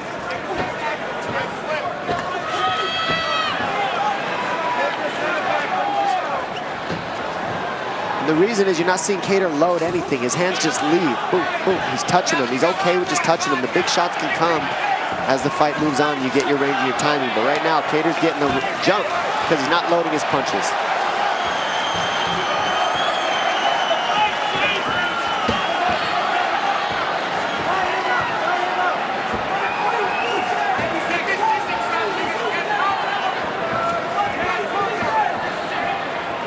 guys are perfectly content with a boxing match. All right, there's a leg kick. Surprised there's not more leg kicks in this proximity. A few low ones by Kattar. Burgos has been so clean and efficient in his previous UFC starts. Now starting to find the range a little bit with that combination. And that's key because he's not throwing one at a time. Counter with combinations. Don't just counter with one shot. You'll be successful. There it is. Now he's putting 3 together, following with the hook. But Burgos is the one controlling the center of the octagon and pushing the pace here. Nice right hand by Kattar. Kattar's outstriking him right there. I think he's outlanded him by a decent amount.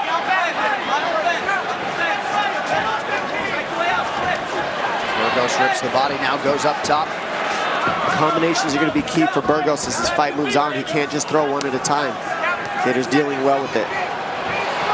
Ooh, that jab's clean. It's perfect. Very nice how he's throwing it. No load, just sticks it right out there like a broomstick to the face. Kattar able to evade that uppercut offering from Burgos. Yeah, Burgos is anticipating the jab now and has preloaded counters. Ooh, front kick. Burgos is telling you he just doesn't care. He's coming forward like, John, hit me, I'll just keep hitting you. It's all right, you're gonna wear down. Entertaining 5 minutes to start this one. Time to ditch your artificial sports drink and switch to Body Armor. More natural, more electrolytes, better sports drink. Grab yours at participating Circle K stores. Body Armor, the official sports drink of the UFC.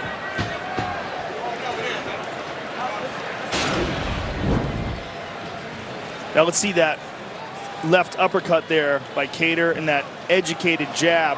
Pop that in twice there. And Burgos goes to the body. And over the top by Burgos. And there's that front kick by Kattar. Listen, I want more level changes mixed in, just in case we want to steal the round at the end.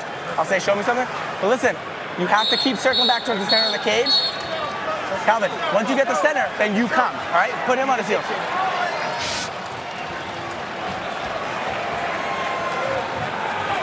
Round 2 between a couple of featherweight hopefuls here. Calvin Kattar in the blue trunks, fighting out of Methuen, Massachusetts against the Bronx-born round two, let's go, gentlemen. Hurricane Shane Burgos in black. Burgos immediately takes the center of the octagon to begin this second round. Mike Trezano, an undefeated fighter at 6-0, is the guy who emulated Calvin Kattar during this training camp for Burgos. I like when Burgos throws that straight front kick down the middle to the body. I think he should do more of that, and I think it would help him disrupting the distance that Kattar's been very comfortable with. I think we need to see Burgos throw some low kicks to take away that jab of Kattar. Right when he commits to that jab, you eat the leg up. And he just did that with an inside low kick there. He's just not doing it quite enough. He needs more of it. He needs to go outside as well. There it is, good. He's making the read and see if he can keep it going. Kattar is just slick right now, though. Landing more. Yeah, Kattar's doing a beautiful job with that left hand. And his footwork as well. Just a little bit more slick, and he's outlanding 2-1, I think, with that. Ooh, there it is again. Burgos with a kick to the arms. Burgos has the reach advantage. Kattar having no problem finding a home for that jab consistently tonight.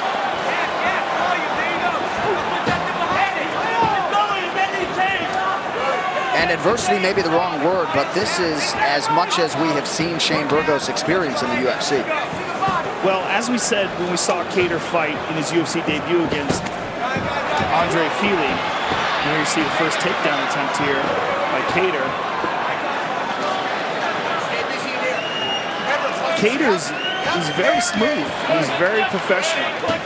And he's utilizing an excellent game plan here against a dangerous guy in Shane Burgos. Big advantage in terms of the head strikes landed for the Bostonian Kattar. It's come down to the jab in this fight. Yeah. You gotta handle that weapon if you're Burgos. There's pulls, there's uppercuts, there's overhand rights over the top of it, there's low kicks, there's a lot of answers. Right now, he's just eating it though. He's firing his normal combinations, but it's not enough to do with that jab. Body shots. Body there, and there's some blood coming out of the nose of Burgos, by Kattar. that could be getting in the way too. He's got to stay on the body of Kattar. He landed the right hand there. I would like to see Burgos, as you said, utilize more leg kicks. I think that inside leg kick is working well for him, and I'd like to see more of that front kick to the body.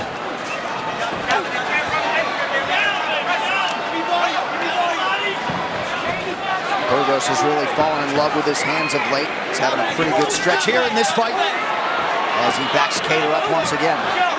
Just over 2 minutes now to go in this second round. Boy, he's ripping that left hand with the body. Ooh, nice inside leg kick by Burgos. He's made the right adjustments this round. It won't really carry over the most until the next round, though. There's only 2 minutes left. He needs to keep this game plan and then hopefully come back and use it in the third to get some more damage if you're Burgos. He's definitely pressing the action here. Beautiful right hands against the cage. His body shots are making the difference. And these are the most significant moments in the fight, too.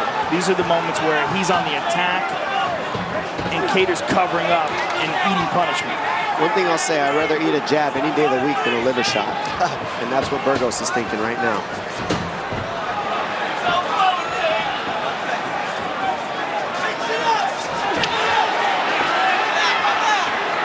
Fantastic conditioning by Burgos as well. I mean, he's keeping up a very torrid pace.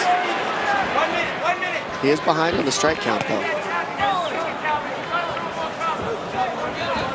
Well, it's one of the reasons why just sheer numbers don't tell the whole story of the fight. Because when you look at Kattar's face, you're seeing a lot of damage. Oh, there's a beautiful shot by Kattar. And the numbers are live, they are unofficial, there are more of them, bottom of your screen.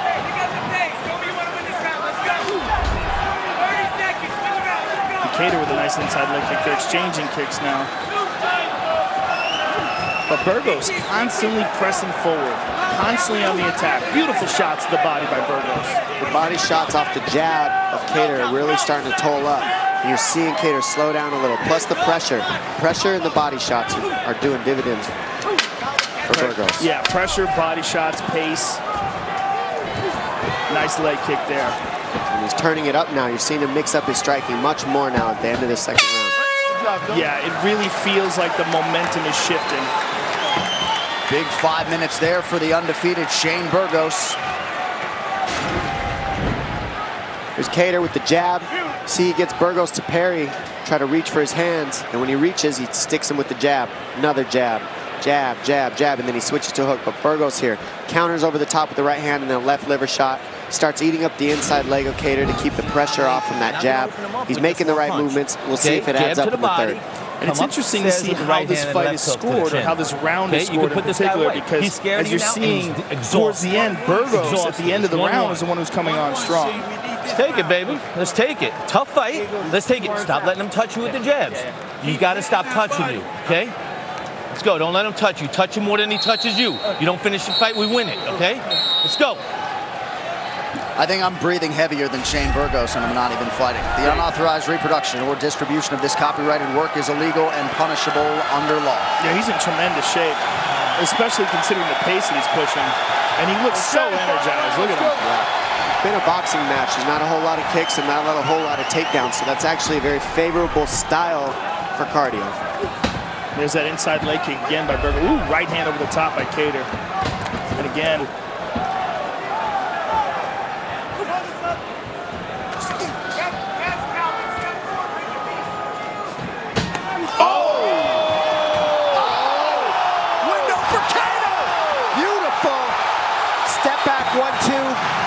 and he's going for the finish. Chris Kattar. Is it? Chris Kattar.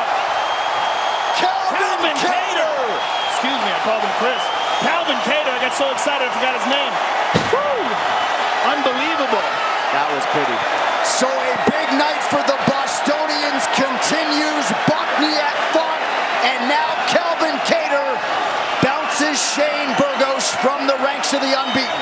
That was a big moment for Kattar, too, considering the fact that the fight was starting to shift into the direction of Shane Burgos before he landed that big shot, and the follow-up was spectacular. The follow-up is what finished it, but what started it was the stutter step. He stepped in for a normal 1-2. He gave a stutter, which took away the timing that Burgos had been feeling the whole fight. Just a little stutter. He stepped back and then stepped back into the 1-2 and finished it right there. Cater Mania in full effect at the Garden tonight. This fight replay is brought to you by Wish, the secret to affordable shopping. It was the right hand stunned him. The right uppercut really hurt him, and Cater with beautiful precision as he was moving in, highly aggressive, but very accurate. And Dan Miragliotta, perfect stoppage there. See him hurt, there's the uppercut. Calvin connects with this left hook, this right uppercut. And then just swarms him on the ground. And there's the reaction from Rob Font, a winner not all that long ago. The Bostonians are taking over at the Garden here tonight, and it didn't seem like Burgos Dom feared the power that was coming back his way. He got jabbed to death early, but there was an opening there, and Calvin Cater closed the show. That was the issue. He didn't respect the power of the jab. But that's not what finished the job. It was the 2. He used the jab, He got him guessing with the jab on the timing.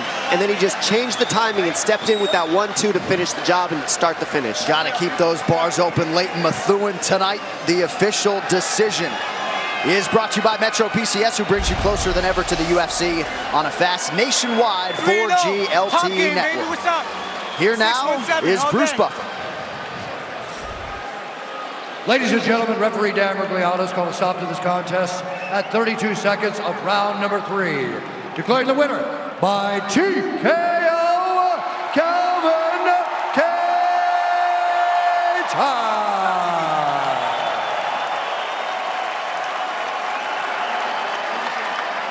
I'm here with the winner, Calvin Cater. Calvin, that was a closely contested, excellent fight.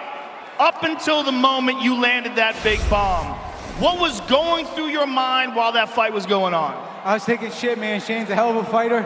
Props to him for coming out and doing his thing. He's an entertainer. He's gonna bounce back quick, for sure, no doubt. But I've been visualizing this since the day I started my career, talking to you, Joe Rogan, at TD Garden, to the Boston crowd. What a dream come true this is. Couldn't be happier. Well, this was an incredibly skillful fight. It was a treat to watch. But let's look at the moment where it all changed. Where you landed one big shot, you saw that Shane was hurt, you saw the legs go. Talk us through this. I just listened to my coaches. You know, they say come in with more than single shots. I was kind of sticking around with single shots in the first second. They were landing a little bit, but I was getting too comfortable with them, wasn't putting enough behind them, which dropped them. Listened to my corners, and we got the job done. But props to Kyle Bochniak, my teammate Rob Font. They got the night going early, and man, hell of a night tonight. This is a fantastic fight to watch. Congratulations on a spectacular performance. Thank you very much. Thank you, Sean Shelby. Thank you, Dana White, for the opportunity. Much respect. Let's go, Patriots. TB12, TBE tomorrow night. Let's go! Calvin Cater, ladies and gentlemen. So Calvin Cater, with the Massachusetts masses behind him, improves to 18-2. And remarkably, with style points, extends his winning streak to 10, Dom. Yeah, he goes out there and does exactly what he said he wanted to do. Took his time, landed the jab, pieced it up from there. Spoke to the crowd of Boston in exactly their language, apparently. And now everybody's happy. I love fights like that because it was such a tightly contested fight. It was going back and forth and back and forth. And then finally the one shot that really turns it around for Calvin Cater. And what a way to steer us into the co-main event, which is straight ahead between the UFC light heavyweight champion Daniel Cormier and the challenger Volcan Ozdimer. What's coming up? Brought to you by EA Sports UFC 3. Pre-order the Champions Edition now for a limited time on PlayStation 4 and Xbox One for 3 days early access. Well, next month we will hit Western Australia for the first time, and when it comes to this middleweight main event, Perth is getting a good one. This fight between Yoel Romero and Luke Rockhold is for the interim 185-pound title due to an injury to the champion, Robert Whittaker. Yoel Romero not only does he have an incredible international wrestling pedigree, he loves to strike. He can look relaxed, like he's not paying attention, and then bam! Flying knee, he knocked him out. That's it, this fight's over. Yoel Romero does stuff inside the octagon that makes grown men look like children. He ragdolls people. His speed is incredible. Oh, huge elbows! That's it! Yoel Romero!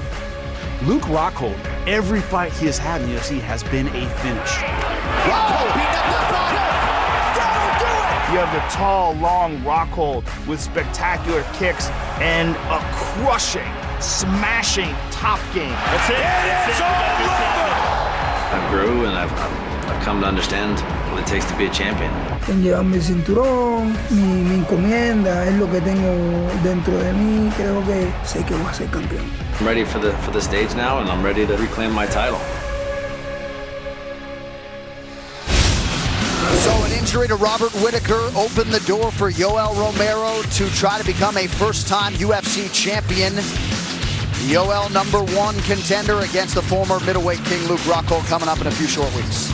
Equally interesting fight for my money. I love this fight. I think it's a fantastic matchup, and Yoel Romero is the freak of freaks when it comes to middleweights. He's just an unbelievable athlete with spectacular wrestling, and his ability to go from 0 to 100 is like no one else in the division. He's so hard to time because he makes these rapid movements like the flying knee KO of Chris Weidman. And the wrestling ability that he has is literally second to none. And you talk about a guy who's medaled in every single international wrestling competition he entered. But Luke Rockhold is enormous with the division, like very few people. When you look at the length and the distance, the kicks that he throws a beautiful question mark kick. But one of the things that's the most underrated about Rockhold is his top game. His Brazilian Jiu-Jitsu is amazing, and his ability to control tough guys like Chris Weidman on the ground and smash them. I mean, it's really, really impressive stuff. So stylistically, I love that fight. Yeah, Rockhold feels like he's not just the best grappler in the middleweight division, but in the UFC, and he hasn't had a chance to showcase a lot of that because he's been knocking guys out. Of course, choked out Michael Bisping not all that long ago. Here is your pay-per-view main card, UFC 221, Saturday, February 10th. From Perth Arena in Perth, Australia, Romero and Rockhold for the UFC interim middleweight title. Mark Hunt and Curtis Blades in the co-main event. Also a big one at welterweight, Jake Matthews against the surging Leech Lee Jingliang. And another one of Australia's best, Tyson Pedro, taking on Saperbeg Saparov. You can see it next month when we return to pay-per-view. All right, co-main event coming up here in a moment. These light heavyweight rankings brought to you by EA Sports UFC 3. Pre-order the Champions Edition now for a limited time on PlayStation 4 and Xbox One for 3 days early access. Well, about 13 months ago, Volcan Ozdimer was on the outside of the UFC looking in. You fast forward a year, 3 big wins, 2 huge knockouts, and he is getting a crack at the light heavyweight champion, Daniel Cormier. So DC, throughout his career, 13-0 as a heavyweight. He has fought off challenges from some of the best fighters in the world.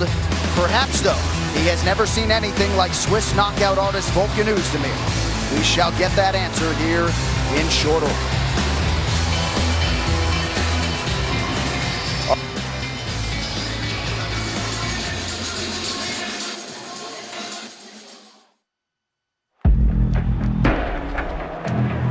I have to beat Volcan Ozdimer.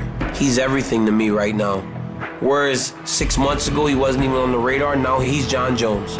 Because he's in front of me, and he helps me to take a step forward. And right now, nothing's more important. I've got to step forward. Daniel Cormier faces one of the most formidable knockout artists in the division in Volcan Ozdimer. He has to defend not just his light heavyweight title, but defend his position as one of the best fighters in the history of the light heavyweight division. So many guys go into the fight with the idea that they're just going to get me out of there. But what happens after 5 minutes when I'm still pressing you? They turn over, they present their neck. He's under the neck. Oh my goodness. And that's what's about to happen to Volcan Ozdimer. It's not going to be that easy. All my fights were so fast, and you're not going to be different. We have seen Volcan tested against Misha Cirkunov and then again against Jimmy Manuwa. 2 spectacular first-round KOs. Wow! Volcan Ozdimer does it again! we are looking at one of the most exciting light heavyweight prospects in years. Since I started, I wanted to be at the top. Now I'm finally there and I'm fighting for the belt. I want to finish the fight in the first round. I come here with heavy hands and I'm here to knock people out. There's no part of me that's afraid of Volcan Ozdimer in any way, shape, or form. The worst thing that happened to him was getting those fast knockouts because he won't be ready for what's next when it doesn't happen. I respect Cormier wrestling pedigree. He's a really good champion. I expect to see the strongest Daniel Cormier we ever saw. Daniel Cormier has done it! Wow. I'm going to be there strong and I'm going to impose my will. I'm going to be the new champion. I applaud him for making this run as fast as he has. It's just way in over his head now. He's drinking the Volcan Kool-Aid. Volcan's drinking the Kool-Aid. I get my hand raised and I get a brand new gold belt that Dana White wraps around my waist, and that one will feel even better than the one that I got. I'm gonna smash this dude.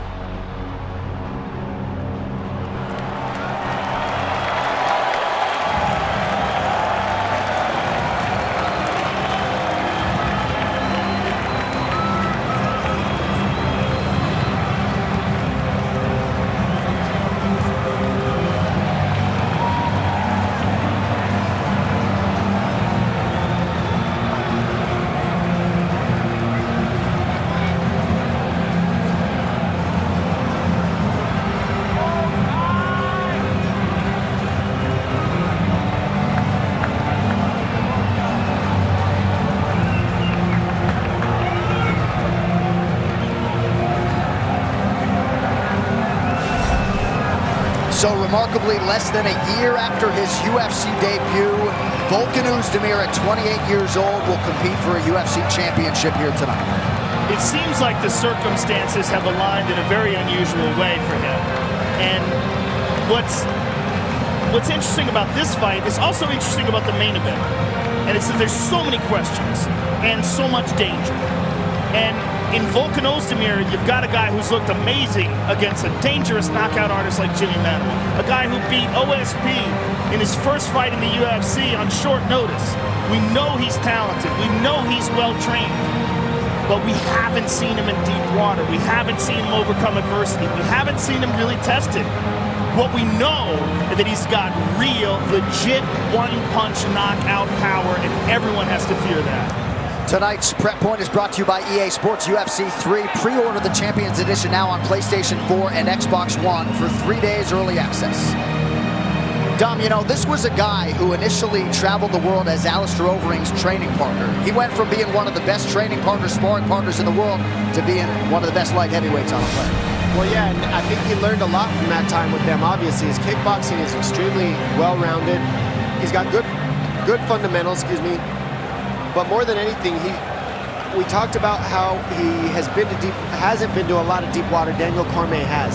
Well, he said this is his first time using a nutritionist. He knew this was going to be a tough fight, he said, and he knew he was going to need to be in extra good shape.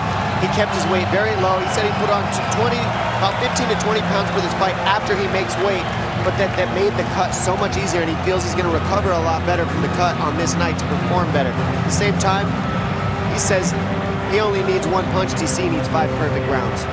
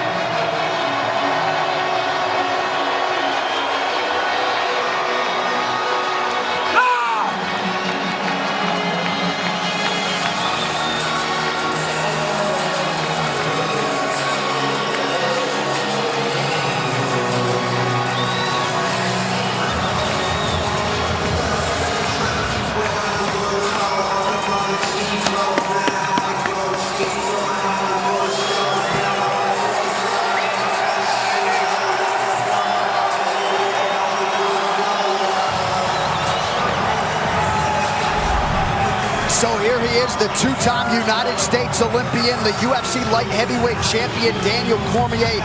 This man has been a beacon of stability for the UFC, and man, has this city embraced this champion here during fight. Well, he's one of the best wrestlers to ever compete in the light heavyweight division, and as we said in the lead-up to the pay-per-view card, this is no time versus the king of the grind. This is one guy who wants to get this fight done immediately in the first round, and another guy who wants to take you down, smash you, and break your will. And that's Daniel Cormier, and he's better at that than anybody else in the division.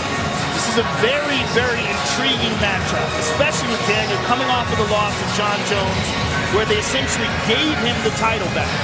So he's in a situation where he has to validate his position, not just as the champion, but as one of the best fighters in the world. He has to have an outstanding performance against an unheralded, very dangerous guy. Yeah, this is not an easy thing to do, to be Daniel Cormier. You're slotted supposed to be this, that, or another. You're supposed to be the champ. It's a lot of you're supposed to. And you're facing somebody who doesn't care about supposed to, with absolutely no pressure, everything to gain, nothing to lose. Nobody really, not to be me, but you don't hear his name a whole lot. You will now. So it's all the risk to, in a sense, for Daniel Cormier in this fight. But that's just saying that, you know, we don't see Ozdimer go out there and do his own thing. Then it's all his night. So that's what it comes down to, is who's got the most risk. How do they make this their fight? Daniel Cormier knows he's got to create some wrestling situations in this fight. Ozdimer's a huge guy, so how hard is that going to be? It's just a lot of questions. And that's what I'm very much intrigued by this fight and the main event. Just a lot of questions. Daniel Cormier, much more in tune with 5-round fights than his counterpart, Volcan Ozdimer. Back in the day, he went the distance with Jon Jones. Let's not forget, he went 5 hard rounds with Josh Barnett, of course, to win the Strikeforce Heavyweight Grand Prix. That was back in 2012. So here is Daniel Cormier, trying to improve to 20-1 with 1 no contest in his illustrious career. His future is in the UFC Hall of Fame. His present, a big challenge tonight against Volcan Ozdimer. Tonight's Tale of the Tape is brought to you by Modelo Especial, brewed with a fighting spirit since 1925. Daniel Cormier coming up on 39. Volcan Ozdimer is 28. Ozdimer, the taller man by several inches.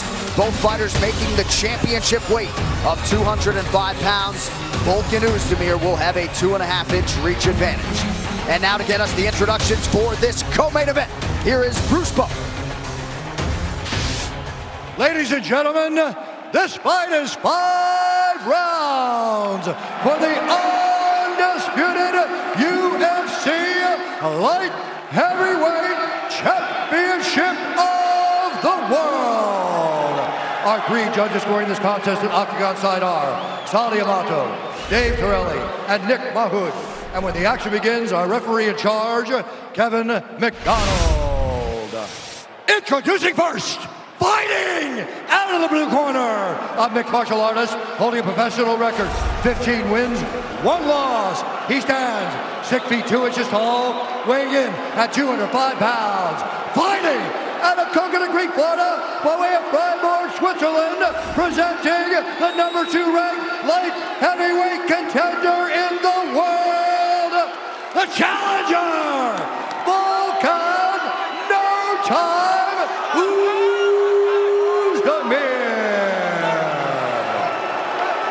And now introducing the champion, fighting out of the red corner, a mixed martial artist holding a professional record, 19 wins, 1 loss, 1 no contest.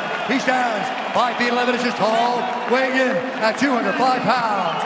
Fighting out of San Jose, California, presenting the former Strikeforce Heavyweight Grand Prix champion and the reigning, defending, undisputed UFC Light Heavyweight Champion of the World, Daniel D.C. Cormier.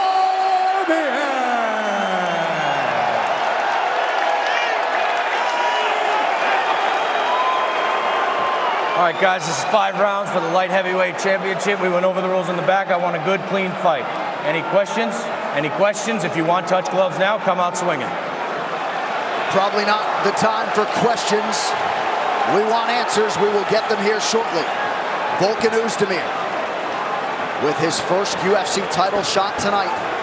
He is the plus 260 underdog against that man, the minus 340 favorite, the defending champion, Daniel Cormier. You ready to fight? Well, let's go.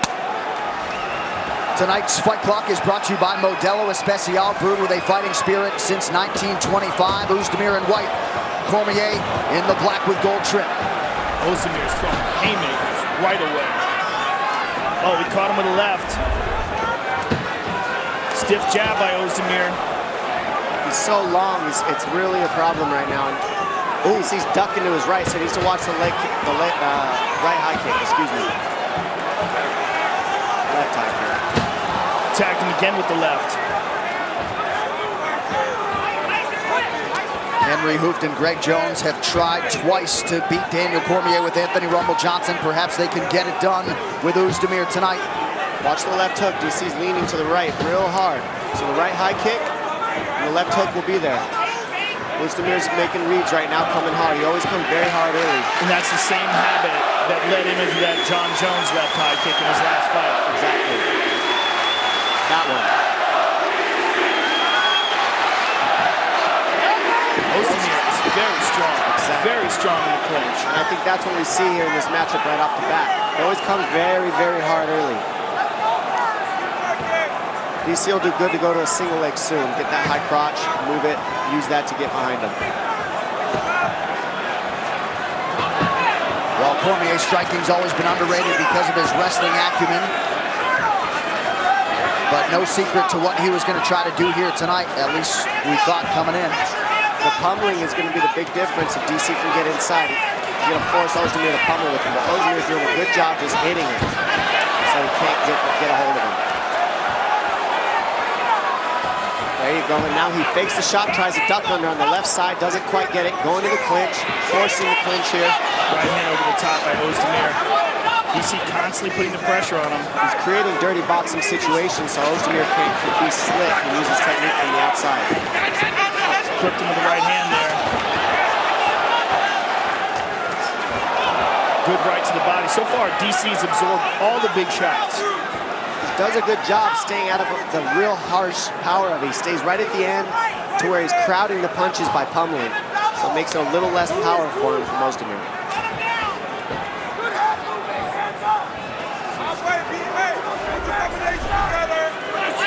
I like that DC keeps tying him up though. You've got to do that to keep Ozdimer guessing. Even if you don't get the takedown, he just needs to threaten it.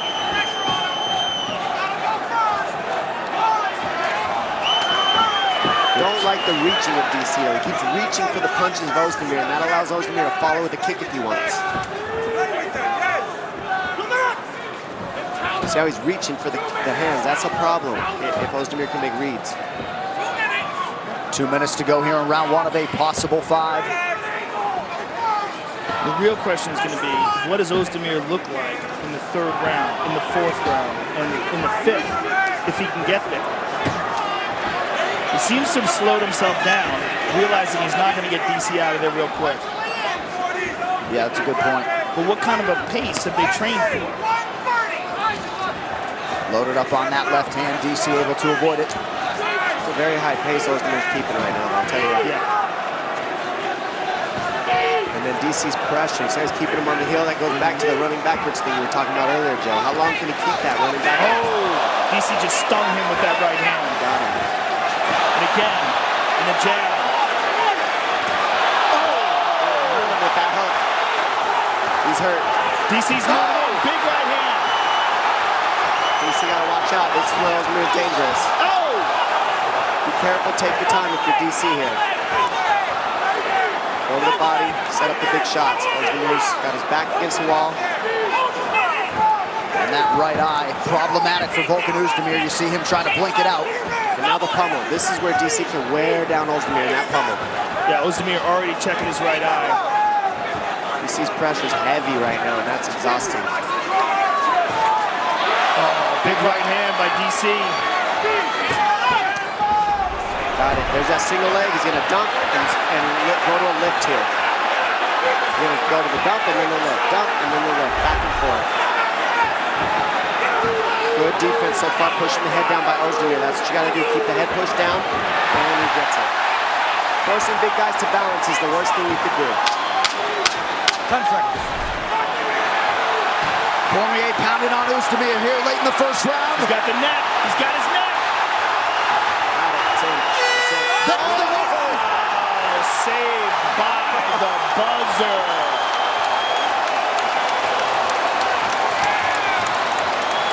That's a big round for the champion. Huge round. Breathe, stand up. Hey, listen good, nothing is there. Listen, you need to recover, but listen, don't be sloppy with your punch, Volcan. If he puts the pressure on you and you're in the pocket, follow with your left hand. Hey, breathe. I don't want you to lose your ground. You're just gonna move forward and just put you on your back heels. You don't need to do that. Put your punch a little shorter together. Hey, yes? 1, 2, 3. You have that front kick in his stomach. Look. He's now going to march forward. He feels that you probably don't like this. But listen. There's a big right hand from Daniel Cormier. Let's go, gentlemen. Seconds Big out, left please. hook. Corners out. And then here's the end. Smashing him down on the ground. Gets under the neck. Has the choke.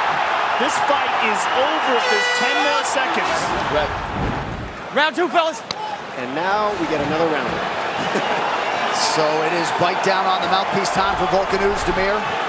We'll see if he can get off to a good start here in round 2, but you got to think the champion is confident on the strength of what happened at the end of round 1. Still got to be patient here. Right now at the beginning of the round is when Ozdimer is the most dangerous.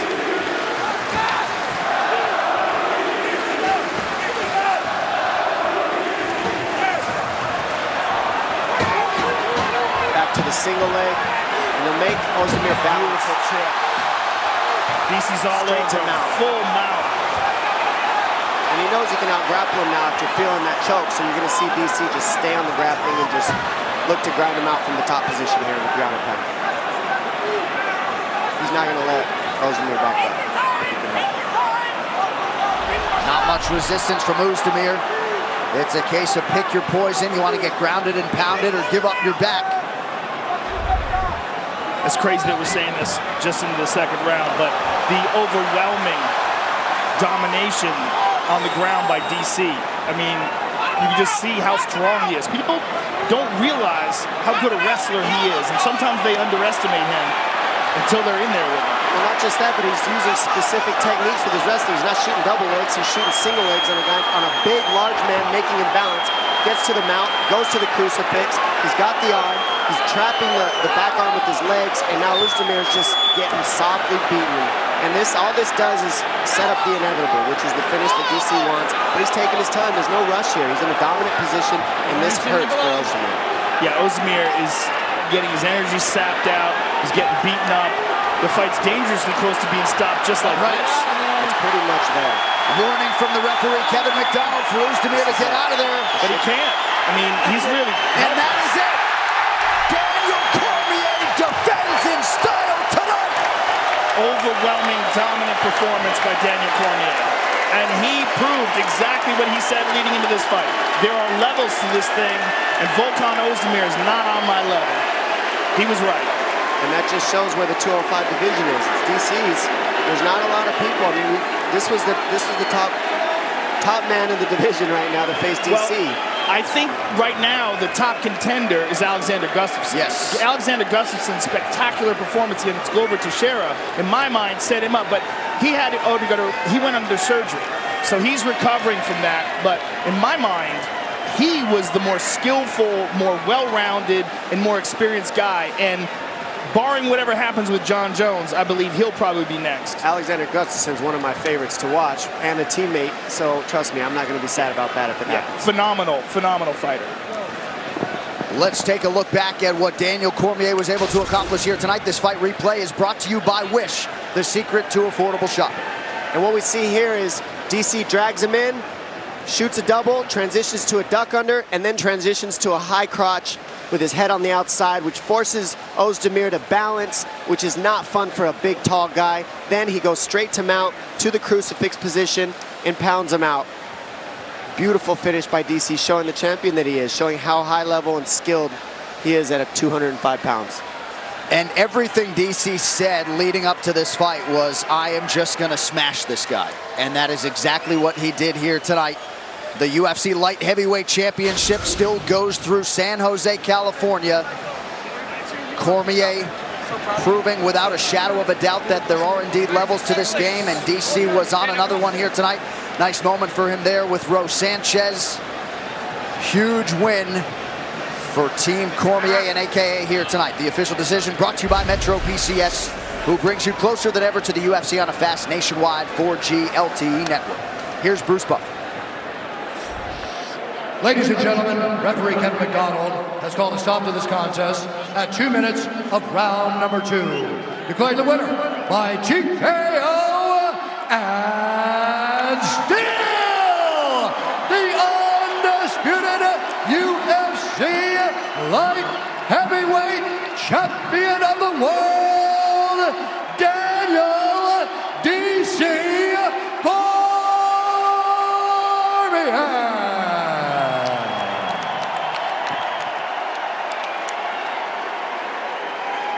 How does it feel, man? Joey, I've been through a lot. I go through a lot of stuff, man, and it's because of my greatest rival, but it feels good to get back in here and get a victory. When you say it's because of your greatest rival, what do you mean by that? You know, I've lost twice to Jon Jones, and I said, as I came into this fight, I felt as though I was fighting for a vacant title again because he beat me last time. And I fought for a vacant title, and I got the job done, so I'm the UFC champion again. Now, DC, you almost had it in the beginning of the first round. You said, excuse me, at the end of the first round, you said coming into this fight, there's levels to this game. And you didn't feel like Volcan was on your level. You proved that here tonight. I proved that I am worthy of being called champion, but Volcan's on the level. Every guy that makes it to this point is on the level. Volcan Ozdimer, I leave a piece of myself with every opponent, and I'm glad you can take a piece back with you to Switzerland. You did a fantastic job, young man.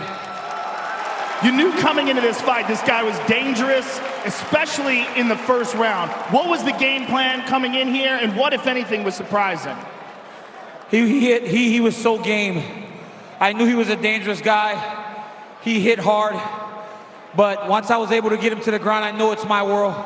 I've got a phenomenal jiu-jitsu coach in Leandro Vera, and I train at the best team in all of mixed martial arts, the American Kickboxing Academy. I love my team. I love my partners, managers. Khabib Nurmagomedov gets a title in a couple of months, and by the end of the year, I give Khabib his moment, Joe. I work on your side too. And by the end of the year, El Campeón del Mundo, Cain Velasquez, is going to be fighting for the UFC heavyweight title again, and he will be the champion. Daniel Cormier, congratulations, my friend. It was beautiful. Daniel Cormier, ladies and gentlemen. The man does it all, folks. That post-fight interview brought to you by EA Sports UFC 3, powered by Real Player Motion Tech. EA Sports UFC 3 delivers the most authentic UFC experience ever in a video game. Pre-order now on PlayStation 4 and Xbox One.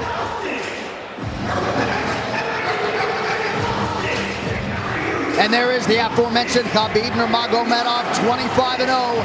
He has got a date once again with Tony Ferguson, UFC 223, coming up Saturday, April 7th from Brooklyn, New York, only on pay-per-view. All right, still to come here from Boston, what the world has been waiting for, the UFC Heavyweight Championship. What's coming up is brought to you by EA Sports UFC 3. Pre-order the Champions Edition now for a limited time on PlayStation 4 and Xbox One for 3 days early access. All the champions, all the action. Knockout ability of both men. That's what makes this fight so special. Yoel Romero! All the hype. excellent top pressure. Luke Rockhold. All the greatness. The extreme motivation to win the interim title. Every punch, kick, block, and submission as close as you can get without stepping foot in the octagon. Are you ready for the games to begin? EA Sports UFC 3.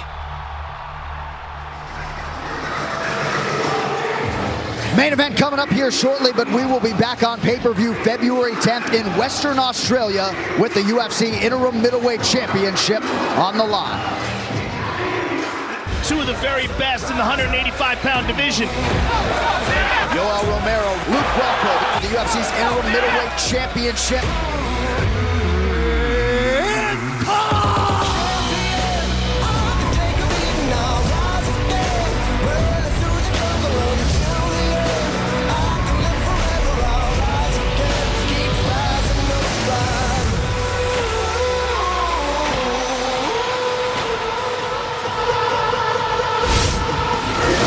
All right, so here's your main card for UFC 221, Romero versus Rockhold. We will crown an interim middleweight champion who will then most likely face Robert Whittaker for the undisputed title. Also a big one at heavyweight as Mark Hunt returns against Curtis Blades.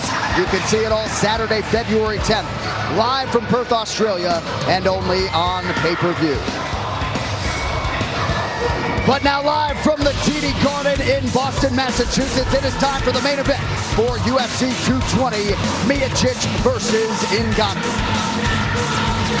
These top 5 heavyweight rankings you are about to see, brought to you by EA Sports UFC 3. Pre-order the Champions Edition now for a limited time on PlayStation 4 and Xbox One for 3 days early access. So Dom, Francis Ngannou, the unquestioned #1 heavyweight contender. We'll see here shortly if he has the goods to beat the incumbent Stipe Miocic. Yeah, Ngannou's really testing himself against the champion, Stipe Miocic. Stipe has gone through and beaten everybody that they've put in front of him. Now, Ngannou has the power that nobody's seen. He also has a good punch count read. He understands how to fight specific people. He knows how to strike with strikers, and he knows what weapons he can use against wrestlers. He understands he needs uppercuts. He needs knees. He needs to show these weapons in order that Stipe won't want to take the shots. That'll lessen the advantages of Stipe and the weapons, and now he can make it a striking battle if he puts the fear of God into Stipe with the uppercuts and knees. And what's interesting about this fight, again, is exactly what was interesting about the light heavyweight fight. There are so many questions about Ngannou. We've never seen him in deep water. We've never seen him tested. We've never seen him overcome adversity. We've seen all those things from Stipe. We've seen Stipe rise to the ranks and be contender after contender. He's proven, he's tried, and he's tested. But Ngannou is a real phenom. And it is a phenomenal matchup, and we're all gonna get a treat in just a few moments. You get a chance to see one of the most highly anticipated heavyweight titles ever. You are right, Joe. There is no denying Stipe Miocic has proven to be an outstanding UFC heavyweight champion, but man, can he stamp his legacy tonight if he can quiet the storm that is Francis Ngannou.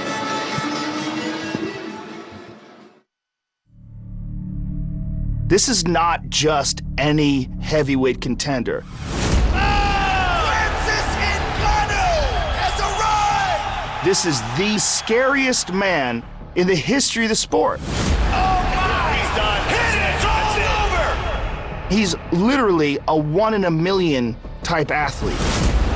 We're dealing with a guy who's capable of knocking any heavyweight unconscious with one punch that connects. Absolutely frightening power from Francis Ngannou, and we might be staring at a future UFC heavyweight champion. I honestly believe that I'm gonna be the world champ.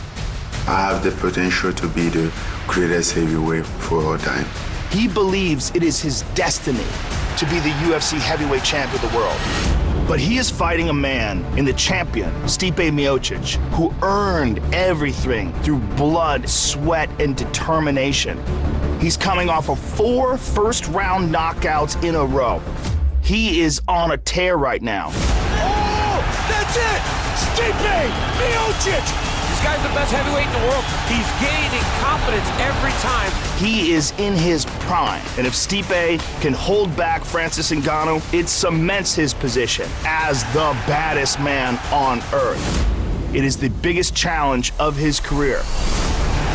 It's another man trying to take my belt.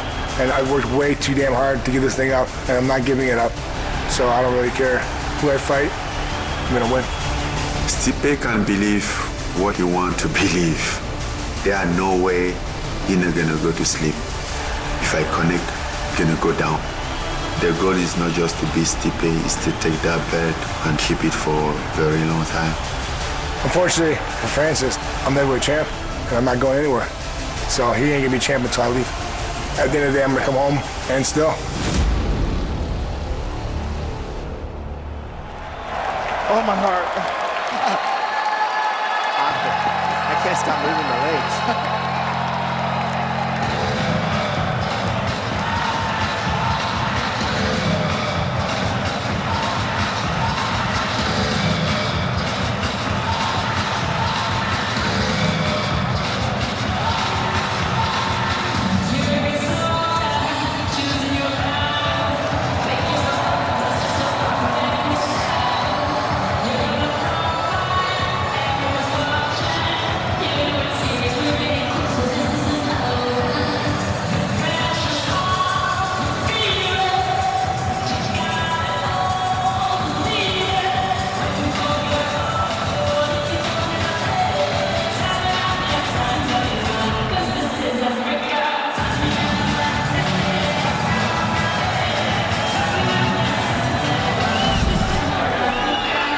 Well, Francis Ngannou said not all that long ago he was so hoping someone would text him or call him just to make him feel alive.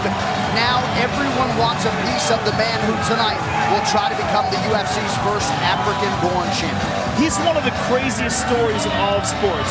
We're looking at a man that was homeless 5 years ago, just began his martial arts training.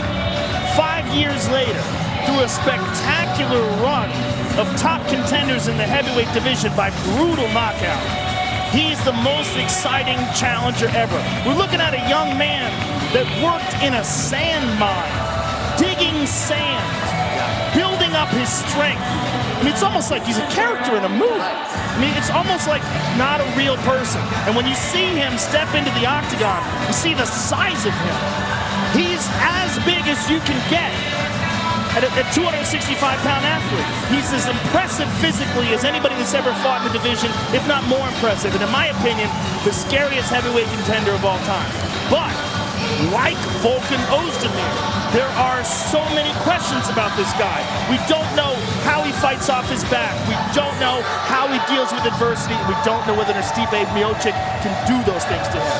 Tonight's Prep Point is brought to you by EA Sports UFC 3. Pre-order the Champions Edition now on PlayStation 4 and Xbox One for 3 days early access. Dom, he is truly a sight to behold. You should have to pay to watch this guy fight.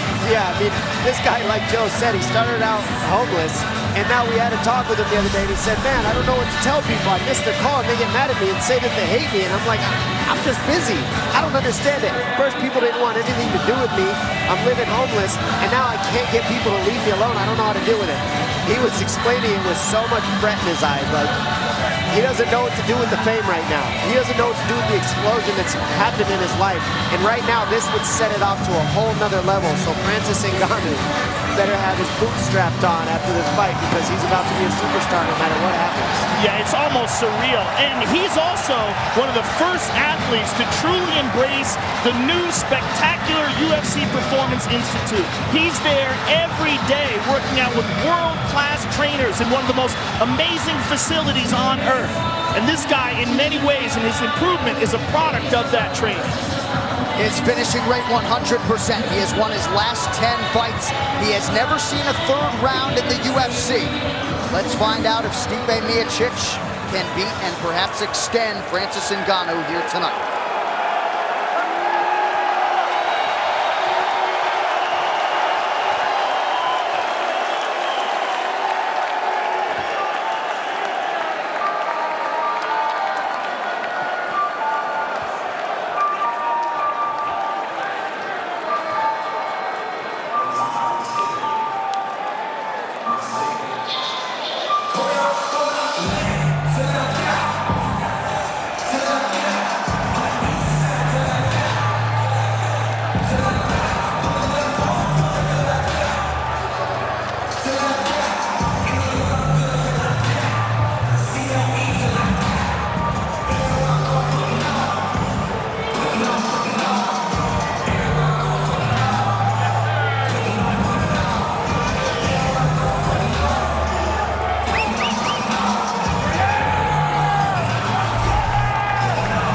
Already one of the most accomplished heavyweight champions in UFC history. Here is Stipe Miocic trying to successfully defend this belt for a third time.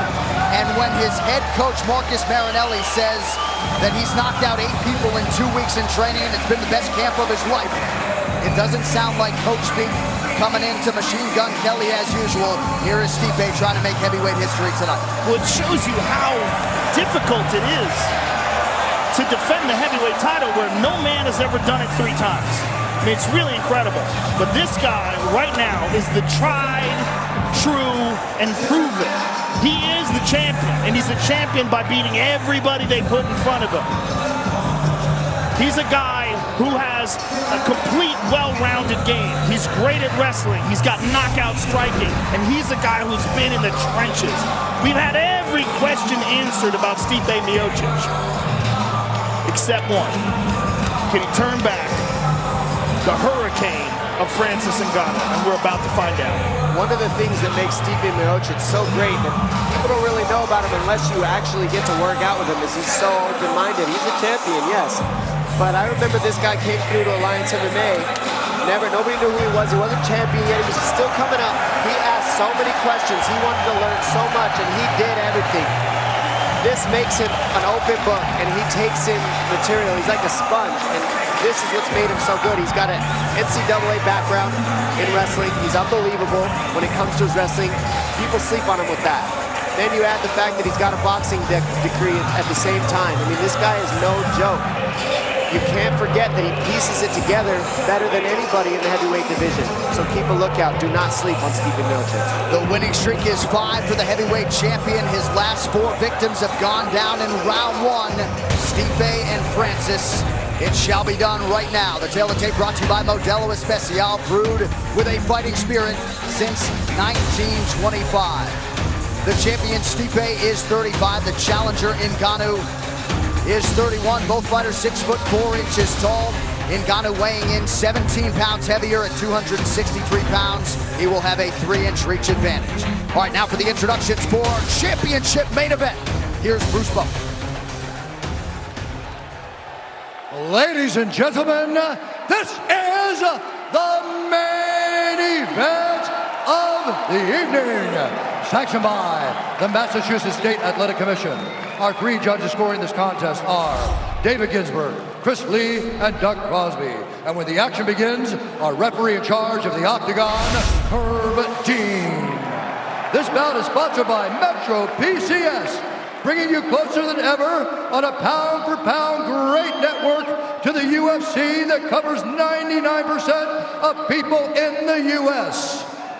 And now, for those in attendance and UFC fans watching around the world, this is the moment you've all been waiting for.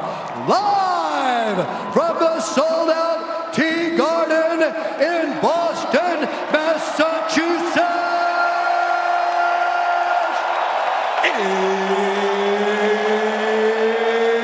It's time! 5 rounds for the undisputed UFC Heavyweight Championship of the world. Introducing first, fighting out of the blue corner, a mixed martial artist holding a professional record, 11 wins, 1 loss. He stands 6 feet 4 inches tall, weighing in at 263 pounds. Fighting out of Las Vegas, Nevada, by way of Paris, France, and Beijing, Cameroon, presenting the #1 ranked heavyweight contender in the world, the challenger, Francis the Predator Ngannou. And now introducing the champion, fighting out of the red corner, a mixed martial artist holding a professional record, 17 wins, 2 losses. He stands 6 feet 4 inches tall, weighing in at 246 pounds. Fighting out of Independence, Ohio, presenting the reigning, defending, undisputed UFC heavyweight champion of the world,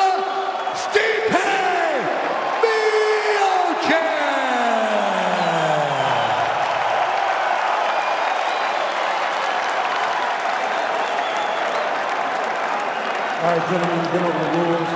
Protect yourself at all times. Follow my instructions. You're gonna keep this clean. Touch gloves and it's good.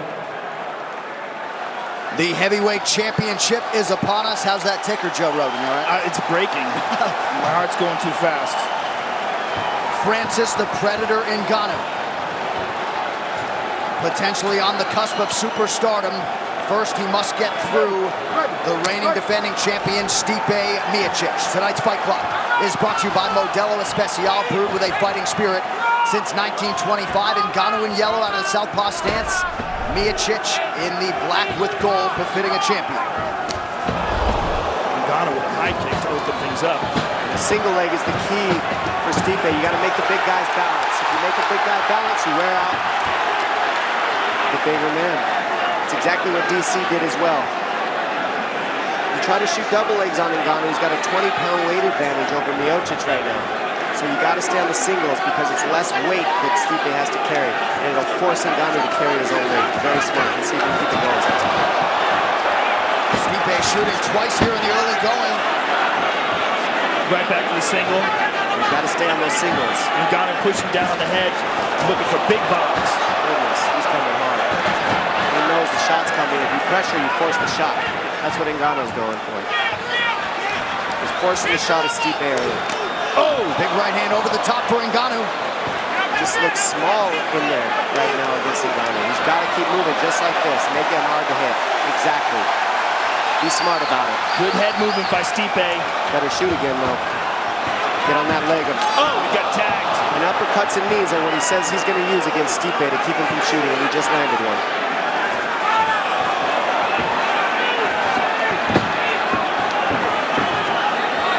These big shots take a lot of energy. 90 seconds gone. Oh! Big shot by Stipe over the top.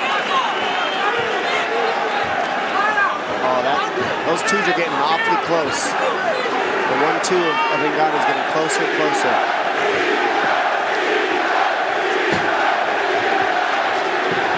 Ngannou is so strong.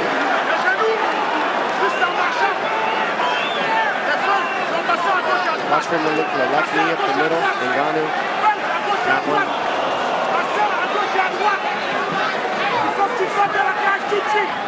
The underhook is going to be key here for Stipe to control bigger Ngannou. Yeah, nice knee to the body there by Stipe. Stipe should transition to the single the second he gets a shot.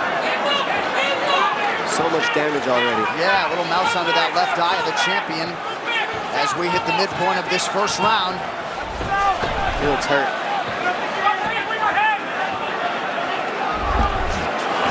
Big miss by Ngannou.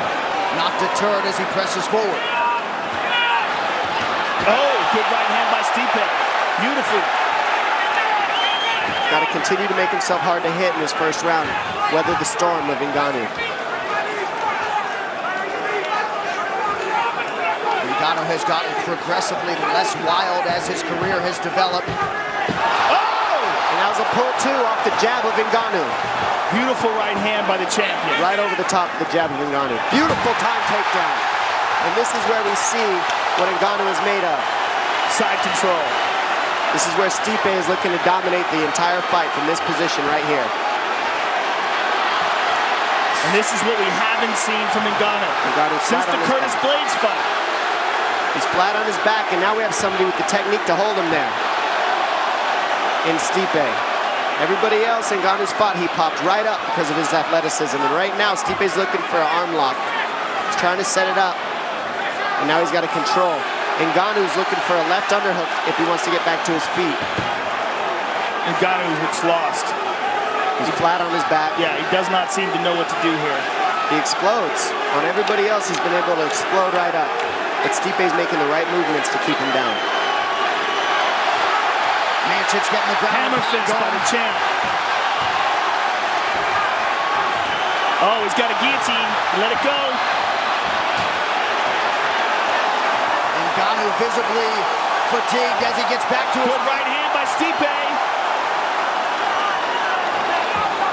Ngannou's loading a little too much, and now Stipe's seeing it.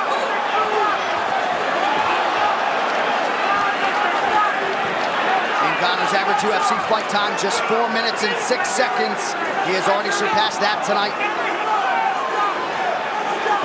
Some encouraging signs, though, for the champion for sure in this first round. And those uppercuts are way too close. Stipe needs to quit ducking. Nice one, too. Beautiful! He's hurt! Goodness gracious. Stipe shoots again.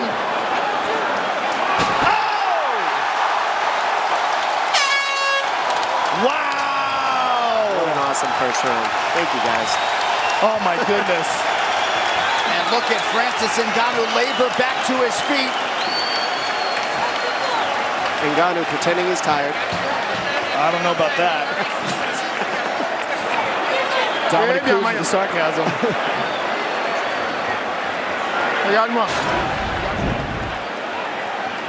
And here we see Ngannou with a big uppercut.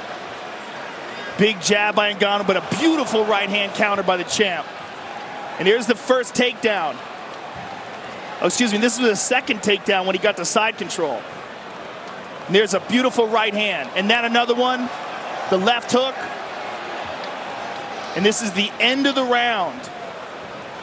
All the momentum is on the champion side right now. Don't fall asleep in that mid-range. I don't want you in the mid-range, okay? Francis looks exhausted. Well, it's been a whirlwind for Francis Ngannou since he knocked out Alistair Overeem back on December 2nd, went back to Paris, France for several weeks. A lot of attention on this young contender. Incredible amount of attention, but he looks bewildered. Oh, the weight in his body that he's feeling right now is incredible. That's the first round. We call that adrenaline dump. And that's what I'm seeing in Ngannou right now is a lot of adrenaline dump. Your body fills up with blood, you feel like you got weights on. Let's see if Stipe can do anything with it. Don't forget, Stipe's hurting a little too. That was no easy round for him either. No doubt. And as this round goes on, we might see Ngannou recover.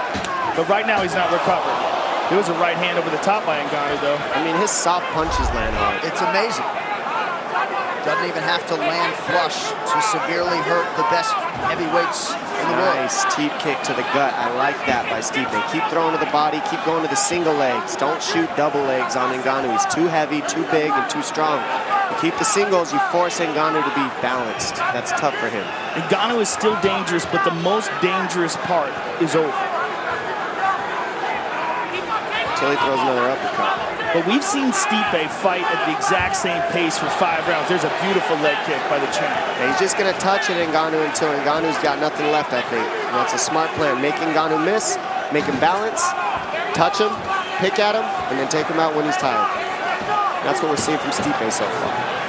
Last time Stipe went into a 5th round was against Mark Hunt, a fight in which he mixed everything up beautifully, landed a UFC record 361 total strikes.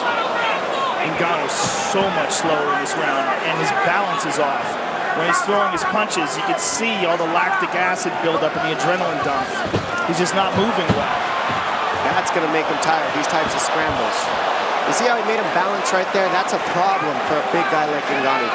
Forget about if he got the takedown or not. Oh! It's just a little quicker. It's causing a lot of problems in the 2nd round for Ngannou. More composed, too.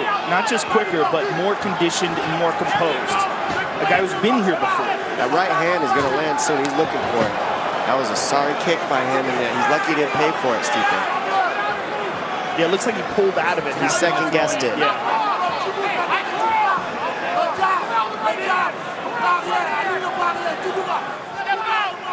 Marcus Marinelli, head coach of Stipe Miocic. Halfway, Stipe, halfway! Hands up! Hands up, Stipe! Good shot by Miocic. And he gets Ngannou down again.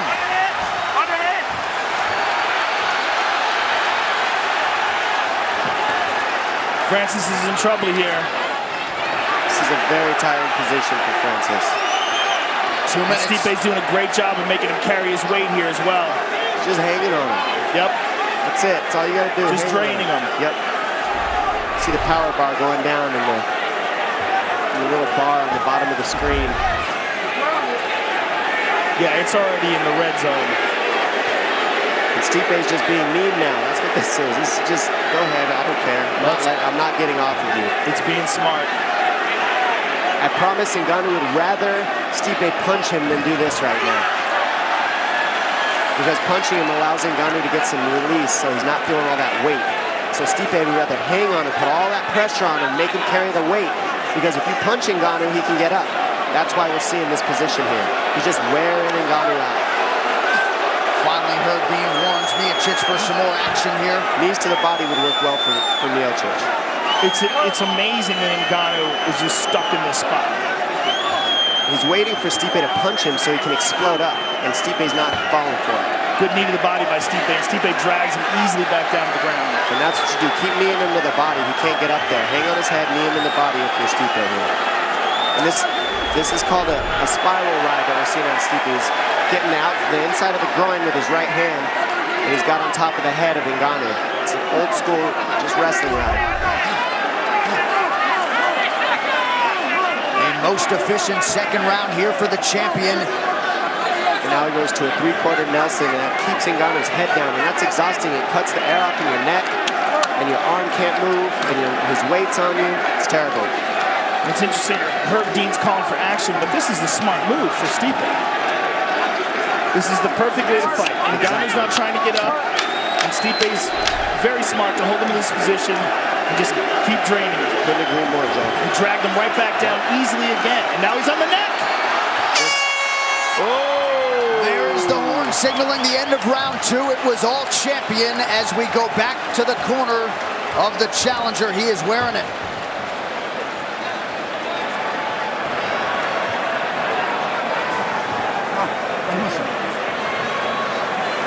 On a perdu 2 rounds.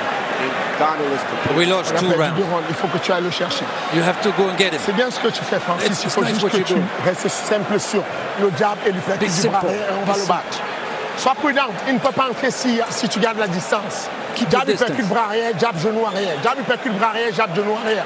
Et si tu prends si te donnes encore la tête double leg, tu prends la guillotine. Tu peux le soumettre. You can do the guillotine. There's that big overhand right by Stipe. And there's the takedown. Drove him across the octagon.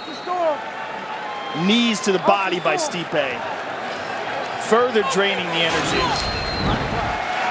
Well, once this round begins, it will have been the deepest Francis Ngannou has gone in a fight in the UFC.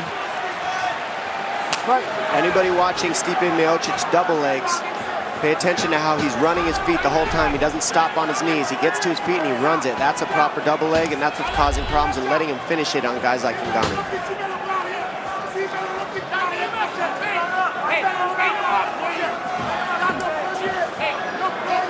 Well, Ngannou's style, at least to this point, is such that he expends a lot of energy and not much resistance, but able to work his way to the fence now.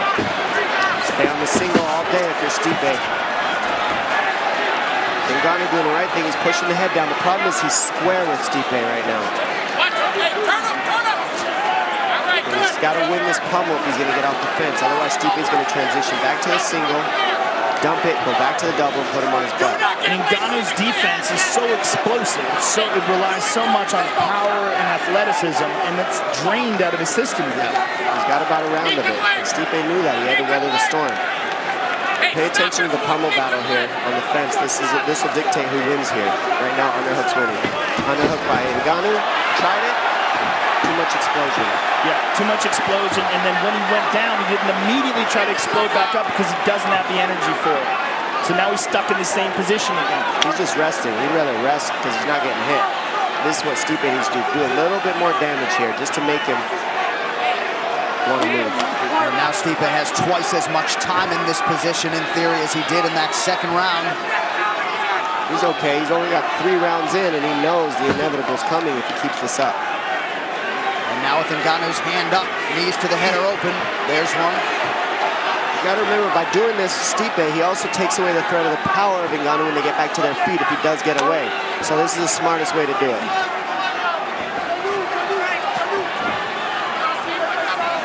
You're looking at a very tired, giant man. He's never experienced this before. outside of training. Get your kids in wrestling. In Ngannou's lone pro loss, he did go 15 minutes, but that was very early on in his career. And it wasn't against Stipe Miocic. That is true. All right, back to the center here. About 2.5 minutes to go in this third round of a possible 5. Ngannou not doing anything offensively. Just trying to survive, it would appear. There's a speed difference right now in this third round. Well, Stipe still has his speed. Ngannou's speed has drastically been reduced. Whew. Still there. Power's still there. Yeah, one of those lands. That's not fun. Handlock to the head. Oh, big right for Ngannou. That's it. That's all it takes. One of those. Miocic wisely shoots and lands. And that's a double leg transition. Ngannou went to whizzer and he's transitioned to the knee tap. Very nice. Talking to him. He said something to him when he had him down.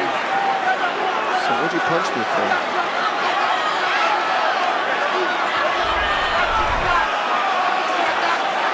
Miocic 4 of 9 on the takedowns, came in having landed an average of just 2 per 15 minutes. Ngannou's just trying to explode to get up, and Stipe's just not having that. A skillful grappler like Stipe is not just going to let you explode and get up. He's going to adjust every time you explode. He's going to get a better position, and you're just going to waste their energy. The biggest difference about why Ngannou cannot explode as well is the hook of Stipe in the half guard. Yes. Now he's got him anchored to the floor right now. Ngannou has to get that leg out from half guard before he can try to dig an underhook and stand up on the fence. And Ngannou's just eating punches here. He's in big trouble. He's just tired of being tired. I guarantee you he'd rather eat those shots than try to get up. It's exhausting to get up. 45 ground strikes have landed for one of the best ground and pound guys we have seen in this UFC heavyweight division. 45 seconds and counting in round 3. Ngannou just does not know exactly how to get up here. He doesn't even know his leg is anchored. Yeah. You see Stipe pull that elbow out in a second. He'll grab that wrist and yank it right out.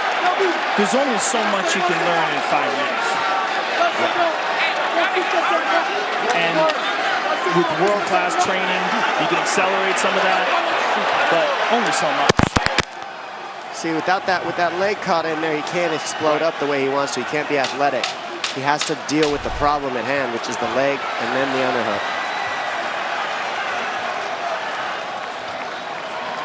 He doesn't even know it's in there.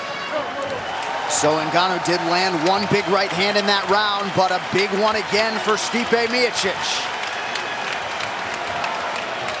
Total exhaustion out of the challenger. He still has power, though. Okay, here's your 4th round, okay?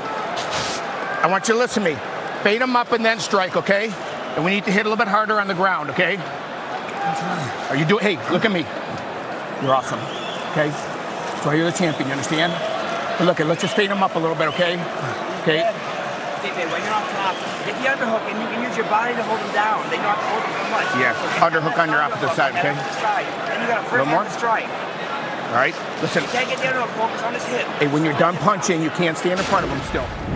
And as we see here, big overhand right lands on Stipe, and that's all it takes. He just got to throw it, and there's a chance he can land it. Look at this double leg.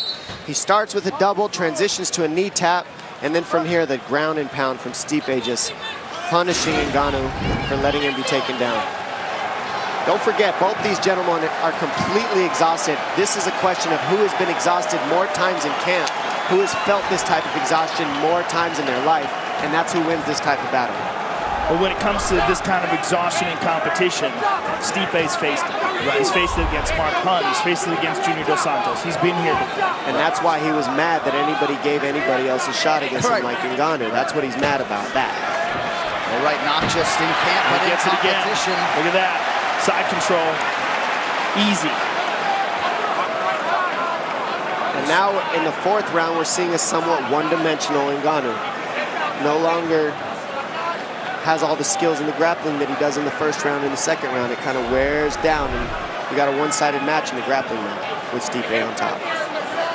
And he just doesn't seem to know what to do. I mean, when you see him on the ground, he's not scooting his hips. He's not adjusting If anything, he should at least be on a hip, not flat on his back, right, Joe? Well, he's at least trying to get the half guard. He got the half guard, and do you think that's an advantage here? If he gets the underhook on the same side, but he doesn't have the energy to get up. See, even if he gets Stipe off him, he's just drained. He's not quitting. Stipe's just dropping bombs on him. He is not quitting, though. No, I mean, he's a tremendous fighter. He just has not experienced this yet. And sometimes you have to go through an experience like this to turn it around and focus on the grappling and everything that goes with this complex sport. And anybody who says Stipe just hung on him, he couldn't be more wrong. He's draining. He's draining him. This is the worst thing. This is worse than getting punched sometimes, feeling this type of exhaustion. For anybody at home who doesn't understand what Ngannou's feeling, it's misery. He's slamming elbows into his body, punches to his head. Now Ngannou's trying to get up, and Stipe won't let him. So he's getting more tired. This is when you start beating yourself because your body's so tired it doesn't want to move. You'd rather take a punch from somebody else and use your own energy to get up. But it's also, he needs so much energy to get up because he's not getting up with technique. He's just trying to muscle his way to the top, and his muscles are exhausted, so they're just failing him. What could he do to use less muscle right here, Joe? Well, for sure, he's got to do something about that arm around his neck. He's got to get out of that position. This is, I mean, he's allowing Stipe to make him carry all that weight. And if he goes down like this, for sure, he should be utilizing that half guard, trying to adjust, trying to get an underhook on the same side, and trying to either sweep or get back up to his feet. But instead, what he tries to do is just muscle his way to the top. How many heavyweights have we seen Cain Velasquez beat guys in this exact position? Well, Cain's the master of this, but so is Stipe. Yeah, Stipe's very This is what we're seeing. It's the wrestling background of these two that is in common. And that's what we're seeing from these positions. How he's hooking that ankle is a problem. And then he's got the head. The way that Stipe hooks that ankle keeps Ngannou from standing up even if he wants to. He's got that hook around his ankle. It's called a key lock. He's got a key lock to get that ankle out, otherwise he's not standing up. Look at these numbers, shots on the ground, 102 to 1. I mean, it's crazy. And every time Herb Dean has warned Stipe for more action, he has followed suit with it, thus preventing any stand-up. Ngannou is still there. Look at this, but he's so tired. I mean, look at this. And now he's listening. He said, I need more power on the ground. Now he's giving it. That's what his coach has said to him. We need more power in the ground and pound. Here it is. He's throwing it hard. He's digging it in there. He's trying to get that neck.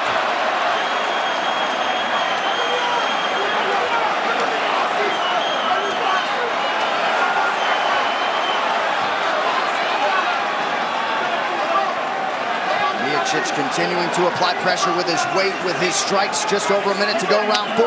The way that Stipe's pulling that left leg of Ngannou out is a real problem. It keeps Ngannou from being able to get his hips underneath him. So now it's forcing him to spread out instead of turn into a little ball and stand up. That's a problem. Ngannou's got to get his legs inside. See how he kicks it out? It forces Ngannou to be long instead of a little ball, which is a problem. It makes it easier for Stipe to hold him down. Boston crowd getting behind the champion Stipe Miocic, trying to slay the dragon tonight. Francis Ngannou has had no answers.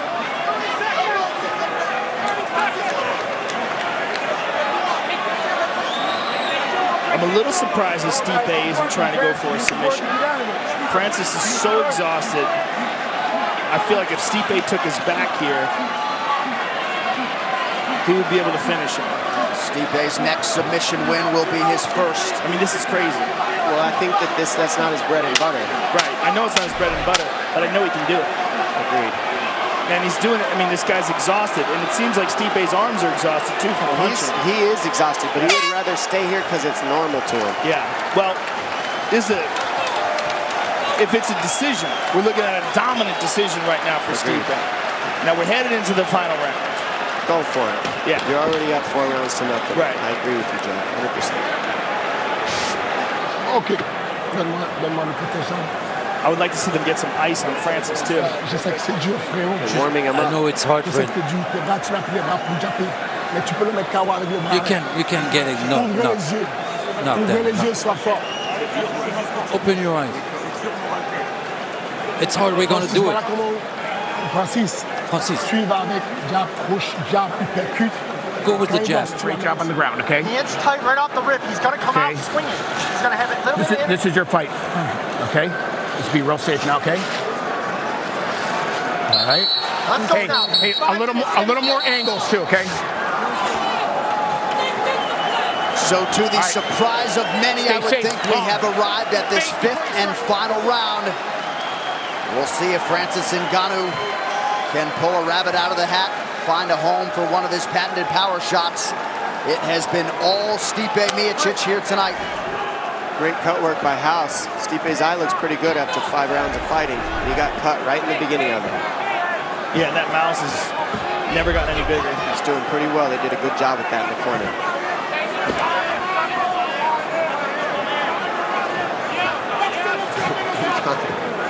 He's saying, just come here so I can sock you, please. Right. Yeah, he's just standing let me right in hit you. front of him. When was the last time you saw a guy in a world title fight in the 5th round that's this tired? It would have to be Junior Dos Santos versus Cain Velasquez. He did it to Stipe did it to him as well. They're very similar in their styles, Stipe and Cain. But Stipe and Junior in the first fight, when it went to 5 rounds, Junior won. Very, very close fight. I feel like Cain in his prime was this, but his cardio was otherworldly. I agree. Cardio is a huge thing. And Cain's cardio is just the freakiest thing I've ever seen from a heavyweight. Ngannou's corner to our immediate right, going crazy, trying to get some sort of activity, but Francis essentially in survival mode here with 3 minutes and change to go. You couldn't have mapped out a better way to fight Francis Ngannou than the way Stipe's doing it right now. Well, it was seasoned and planned and smart. Every tactic, from the single leg with your head on the outside all the way to the hanging on him, all was planned out. Ngannou's looking for the finish with a guillotine. His corners were asking him to go for it in the 3rd round. Huge discrepancy in terms of total strikes landed. Ngannou does have 4 submission wins to his credit. Well, he does have the neck here, but Stipe get loose. He's doing better with the takedown defense, Ngannou. He's not out of this. I mean, this is the best he's looked at the takedown defense, and he didn't look like he was going to be able to defend anything after the 1st round. So he's actually recovered surprisingly well in this 5th round, considering how he looked in the 1st. Well, I think Stipe's tired as well, right. And I think Francis has caught a little bit of a second wind. Stipe's definitely tired. Yeah. It's a lot of weight he's carrying. Remember, 20 pounds is 2 weight classes for a smaller guy, so that's still 20 pounds of weight that Ngannou has over Stipe. That's a lot to carry. You know, and Stipe's made the argument for a 225-pound weight class that if it existed, he'd be there. Yeah. So back to the center of the octagon, Ngannou puts his hands on his hips. And if you're Stipe, the clock's your friend. Yeah, he says, I'm up. Yeah. I'm waiting on you, buddy. Throw your hand hops. And Francis is just sort of waiting to get that energy bar back up. Right. Body just won't do what the mind would like it to. Less than 2 minutes now to go. He's trying though. Boy, it's still scary. Still got pumped. Stipe checks on the clock. Watch those uppercuts. Those are the ones that Ngannou's really good at timing. Yeah, and when he pulls his hand back, you don't know if it's coming up or over. Because it's at his hips. Yeah. Oh. Nice lead shot there for Miocic. 90 seconds now to go in this fight. Be interesting to see if Stipe's content with winning a decision or if he has the desire to try to finish it. That's interesting to me too, Joe.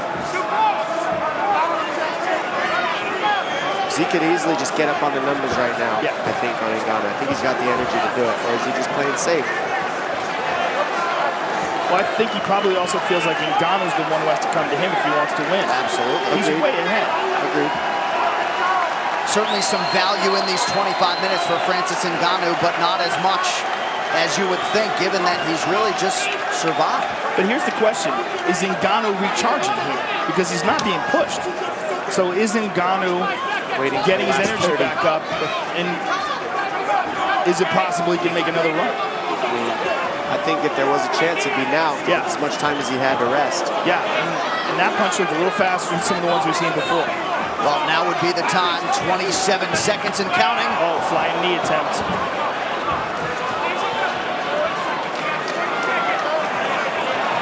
Looks like Stipe's going to underhook his way to the win here. Last 15 seconds. This should do it. Stipe Miocic putting the finishing touches on a dominant mixed martial arts effort here tonight. They are standing and cheering in Boston. Stipe Miocic has survived and conquered Francis Ngannou tonight. And all indications are, once we get the scorecards, he will be the most decorated heavyweight champion in UFC history. Yeah, I don't imagine it's even possible that any judge could score that any other way. Let's pray. Yeah, what an amazing performance though by Stipe to overcome the storm of the first round and to fight the kind of fight you have to fight to beat a guy like Francis Ngannou. This fight replay brought to you by Wish, the secret to affordable shopping. And here we see Stipe Miocic with a big takedown. Ducks under that right hand, gets the single, trips the far leg. Stipe with relentless ground and pound and pressure just drained Francis Ngannou in these positions. Made him carry his weight, beat him up on the ground. Stepped in with a jab there. Tough fight. So we go inside the numbers. Total strikes close in round one, not so much the rest of the way. Big second, third, and fourth round for Stipe. And again, when he told you this week that I'm going to go in there and do this, you know, you believed it. And he certainly executed here tonight. Outstanding performance from the champion, Stipe Miocic. This official decision brought to you by Metro PCS, who brings you closer than ever to the UFC on a fast nationwide 4G LTE network. One final time tonight, here is Bruce Buffer. Ladies and gentlemen, after 5 rounds, we go to the judges' scorecards for decision. All 3 judges scored this contest 50-44 for the winner by unanimous decision, and still the undisputed UFC heavyweight champion of the world, Stipe Miocic.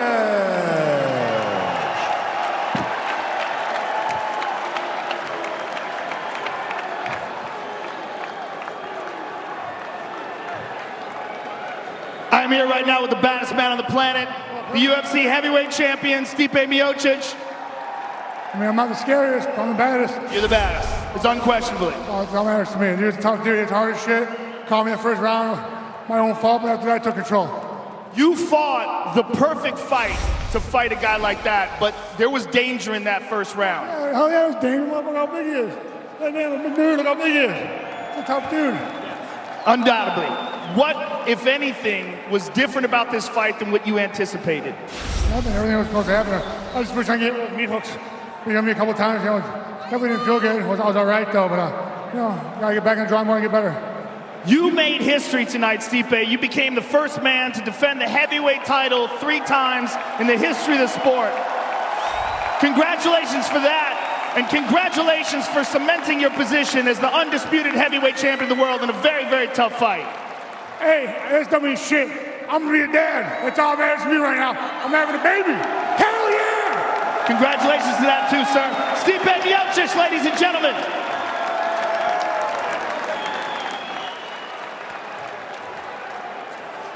I'm here with Francis Ngannou. Francis, the toughest fight of your career so far in the UFC. Tell us, what did you think about the fight? You know, I think I underestimated a little bit. And he surprised me. He was very smart game plan. And, you know, he did it. He did it well. You're very gracious in losing. You have had a very short but spectacular career. I'm sure you will only get better after this fight. Thank you for a great fight, and we look forward to seeing you again inside the octagon. Thank you. Francis Ngannou, ladies and gentlemen. Classy of Francis Ngannou to stick around for the interview. Those post-fight interviews brought to you by EA Sports UFC 3 Pre-order the Champions Edition now on PlayStation 4 and Xbox One for 3 days early access. Nice call, Anik.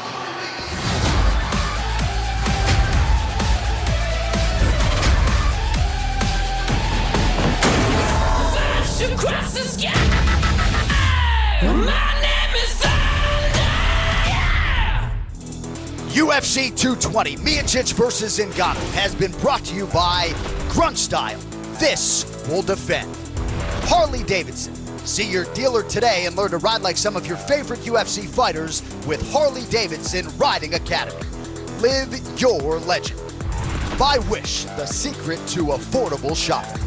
And by Body Armor. More natural, more electrolytes, better sports drink. Body Armor, the official sports drink of the UFC. UFC Fight Night on Fox. Fear the left hand of Derek Brunson. He is one of the most dangerous UFC middleweight contenders today. As he looks for redemption. In the long-awaited rematch with Jacare Souza. I come back for more. Oh my God! In a battle that will shake the Queen City. UFC Fight Night. Next Saturday, 8 Eastern on Fox. We are live the next 3 weekends as well. That includes Fox UFC Fight Night, Jacare versus Brunson 2, Saturday, January 27th from Charlotte, North Carolina. High stakes in the middleweight division as number 3 Jacare Souza rematches the 8th-ranked middleweight contender Derek Brunson. Also Dennis Bermudez, Andre Fili, Jordan Rinaldi, and Gregor Gillespie, Drew Dober, and Frank Camacho. 8 p.m. Eastern next Saturday night, and only on Fox. Tonight, though, Boston, Massachusetts played host to UFC 220 championship twin bill here tonight. In the end, Francis Ngannou had some moments early, but Stipe Miocic, man, heady stuff. It was beautiful. I mean, I love watching a fight like that. I love watching a guy get through the dangerous waters and figure it out. But how tired was he after that fight? I mean, I could barely understand him when he was talking. He was so exhausted. I mean, it was a war. It was a really tough fight, particularly in the first round. But when Stipe found his wrestling, started getting those takedowns, and just showed how rudimentary Francis is on the ground, he really exposed a lot of the problems that Francis is going to face in his career if people can get him into that position. But very few guys are like Stipe. Stipe is a guy who could weather that storm. When he got hit with big shots, he kept his composure, he moved around, got himself back in position, and then got takedowns when he needed them. All right, so as we spin this thing forward, we show you the heavyweight rankings. They're all still chasing Stipe Miocic. Given this result, I don't think anyone's pining for an immediate rematch. You've got guys like Fabricio Verdum, Cain Velasquez lurking. Dom, who do you think will be next for Stipe as he tries to continue what is the best heavyweight run this division has ever seen? My personal opinion, I'd rather see either Fabricio Verdum or Cain Velasquez, and if I had to choose between the two, I want to see Cain. I haven't seen Cain in how long, and we're looking at a style that's very similar to Cain's, except we've seen Cain have a little better cardio as we were discussing on the fight, so can he match up with Stipe? That's what I want to see. Well, when Cain was on top, when Cain was in his prime, I never saw anything like it. I've never seen a guy with more overwhelming cardio, the volume of punches that he would land, and crisp technique, both standing and on the ground. Just overwhelmed people, and did so in a way like no heavyweight before him. But he's overcome so many injuries, shoulder surgery, knee surgery, back surgery.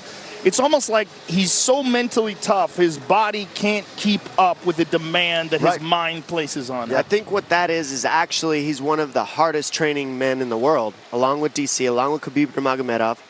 And when you train as hard as these guys do to get in the kind of cardio shape that Cain gets in for these fights, it breaks your body down, especially when you've been a champion as long as Cain. How many title fights has he had? That's 5-minute rounds you're preparing for how many years, for how many of the #1 guys in the world that are the heaviest, the strongest, and the biggest. It wears your body down when you're at the top and you stay there. And that's something Cain's been able to do, and that's what Stipe's doing now. All right, that brings us to Cardio Cain's teammate, Daniel Cormier. Some people probably like to see DC move up at this point in time. I know he doesn't have any visions of going up to heavyweight, but man, Joe, did he take care of business against Volcan Ozdimer. He certainly did, and I'll tell you what, DC versus Stipe Miocic is a very interesting fight. A really interesting fight. especially when you consider how Stipe won this fight and how DC won his fight. DC won his fight first off by striking. He was the guy who landed the big shots. And then when he got the fight to the ground, he almost ended it in the first and finished him off in the second. He's the best wrestler in the light heavyweight division, and we remember he won the Strikeforce Heavyweight Grand Prix. Right. It's a very, if Kane is not healthy, that's a very interesting fight. Listen, we're in a world of super fights right now. And there is no reason we can't see Daniel Cormier compete with Stipe Miocic at heavyweight. I mean, we got TJ Dillashaw trying to drop down to 125 pounds to face a champion. Let's see what a smaller man does when he moves up for a championship fight. That's what it's really about. So here are your light heavyweight rankings. Alexander Gustafsson is on the men. Glover Teixeira is coming off a win as well. But the toughest fight of Daniel Cormier's career, he says, October 2015, UFC 192. Joe, you were there, 5 rounds against Alexander Gustafsson. I think a lot of people are going to want to see that fight again. Alexander Gustafsson, in my opinion, is the most skillful contender. You take out John Jones, who's still on suspension, and Alexander Gustafsson, particularly coming off of his fight against Glover Teixeira, looked sensational. He looked like the best version of Alexander Gustafsson we've ever seen. And Alex, look at this. Beautiful, I mean, video game knockout. Yeah. And before that, he was one of the best. I think he's better than ever before, but he's going through recovery from surgery. So as he recovers, we're going to get to see where he's at and when he's healthy. And with John on the outside, it's not unheard of. It's not a terrible idea to see DC move up to heavyweight. And you wonder how motivated Daniel is to become a 2-division UFC champion. I've talked to him about it. He wants to do it. I think he can do it. I think he needs to do it. Well, I think if I was Stipe Miocic, I would say, hey, everybody shut up. Right. I just won against the scariest guy ever. Yeah, it's easy for us here. Yeah, let me take a break. Yeah. Give Stipe a lot of money and some time off. I agree. I mean, the man right now. He's not just the man. He is cemented his position as the greatest heavyweight ever. He won 3 title fights. No one's ever done that before. I mean, he might not have beaten all the best guys that Kane's beaten, but he beat Fabricio Verdum by knockout. He beat Junior Dos Santos by knockout. I mean, he's a phenomenal fighter and the baddest man on the planet. Hands down, no contest. He's almost cleared the division. Yeah. He really has. He really look has. at the top 5, he's beaten them almost. Right. He's got one guy in the top 5 to beat, and he's hurt right now. And then Alexander Gustafsson's hurt too. So those are the 2 next best options for Stipe Miocic. Please get well, guys. I want to see you fight. I know how that is, though. I'm hurt all the time, too. Well, always so many storylines. I'm working on it. Always so much to talk about in the greatest sport in the world. Joe Rogan, Dominic Cruz, great job, fellas. We'll see you soon. Yeah, absolutely. Thanks. Thank you. Thanks, guys. Here's a look at what's coming up inside the octagon. Next Saturday on Fox, Shaka de Souza faces Derek Brunson in a rematch of their 2012 clash. The main card from Charlotte, North Carolina begins at 8 Eastern, 5 Pacific on Fox. Then on Super Bowl weekend, it's FS1 UFC Fight Night, Machida versus Anders. Watch as former UFC champion Lyoto Machida faces rising powerhouse Eric Anders. The 6-fight main card gets going on the eve of the big game, Saturday, February 3rd at 10 p.m. Eastern, 7 Pacific, only on FS1. And the UFC is back on pay-per-view 1 week later from Perth in Western Australia. The interim middleweight championship is up for grabs as Yoel Romero faces Luke Rockhold. It is UFC 221, 10 in the East, 7 in the West on pay-per-view. You can watch the UFC 220 post-fight press conference at UFC.com. The UFC 220 post-fight show with Karen Bryant, Kenny Florian, Rashad Evans, Jimmy Smith, and Megan O'Leary is already underway on FS1. For those of you watching in Canada, you can flip it over to TSN as soon as we're done. The executive producers of the Ultimate Fighting Championship, UFC President Dana White, Ari Emanuel, and Patrick Weitzel. Our Executive VP of Operations and Production is Craig Borsari. Our coordinating producer is Zach Candido. Tonight's show has been produced by the venerable Bruce Connell and directed by Anthony Pasquale Giordano. Boston, Massachusetts, once again, proven to be a most worthy host city for the MMA leader. And how about this night for the Bostonians? Calvin Kattar with a big knockout of Shane Burgos. Burgos heads back to the Boogie Down Bronx, no longer undefeated. Kattar improves to 18-2 with his 10th straight win. That set the stage for one of the consensus greatest champions of all time, the future Hall of Famer Daniel Cormier, who proved to be too much and then some for Volcan Ozdimer. As Henry Hooft and company go back to the drawing board, DC gets the better of that team once again. And of course, coming in, all eyes were on Francis Ngannou. But at the end of the night, all eyes are on the most decorated heavyweight champion of all time, Stipe Miocic, heading back to Independence, Ohio, the way he came in as the undisputed UFC heavyweight champion. With that, for Joe Rogan, Dominic Cruz, and our entire crew, Jon Anik saying so long from Boston. We will see you next month from Perth in Western Australia. Good night.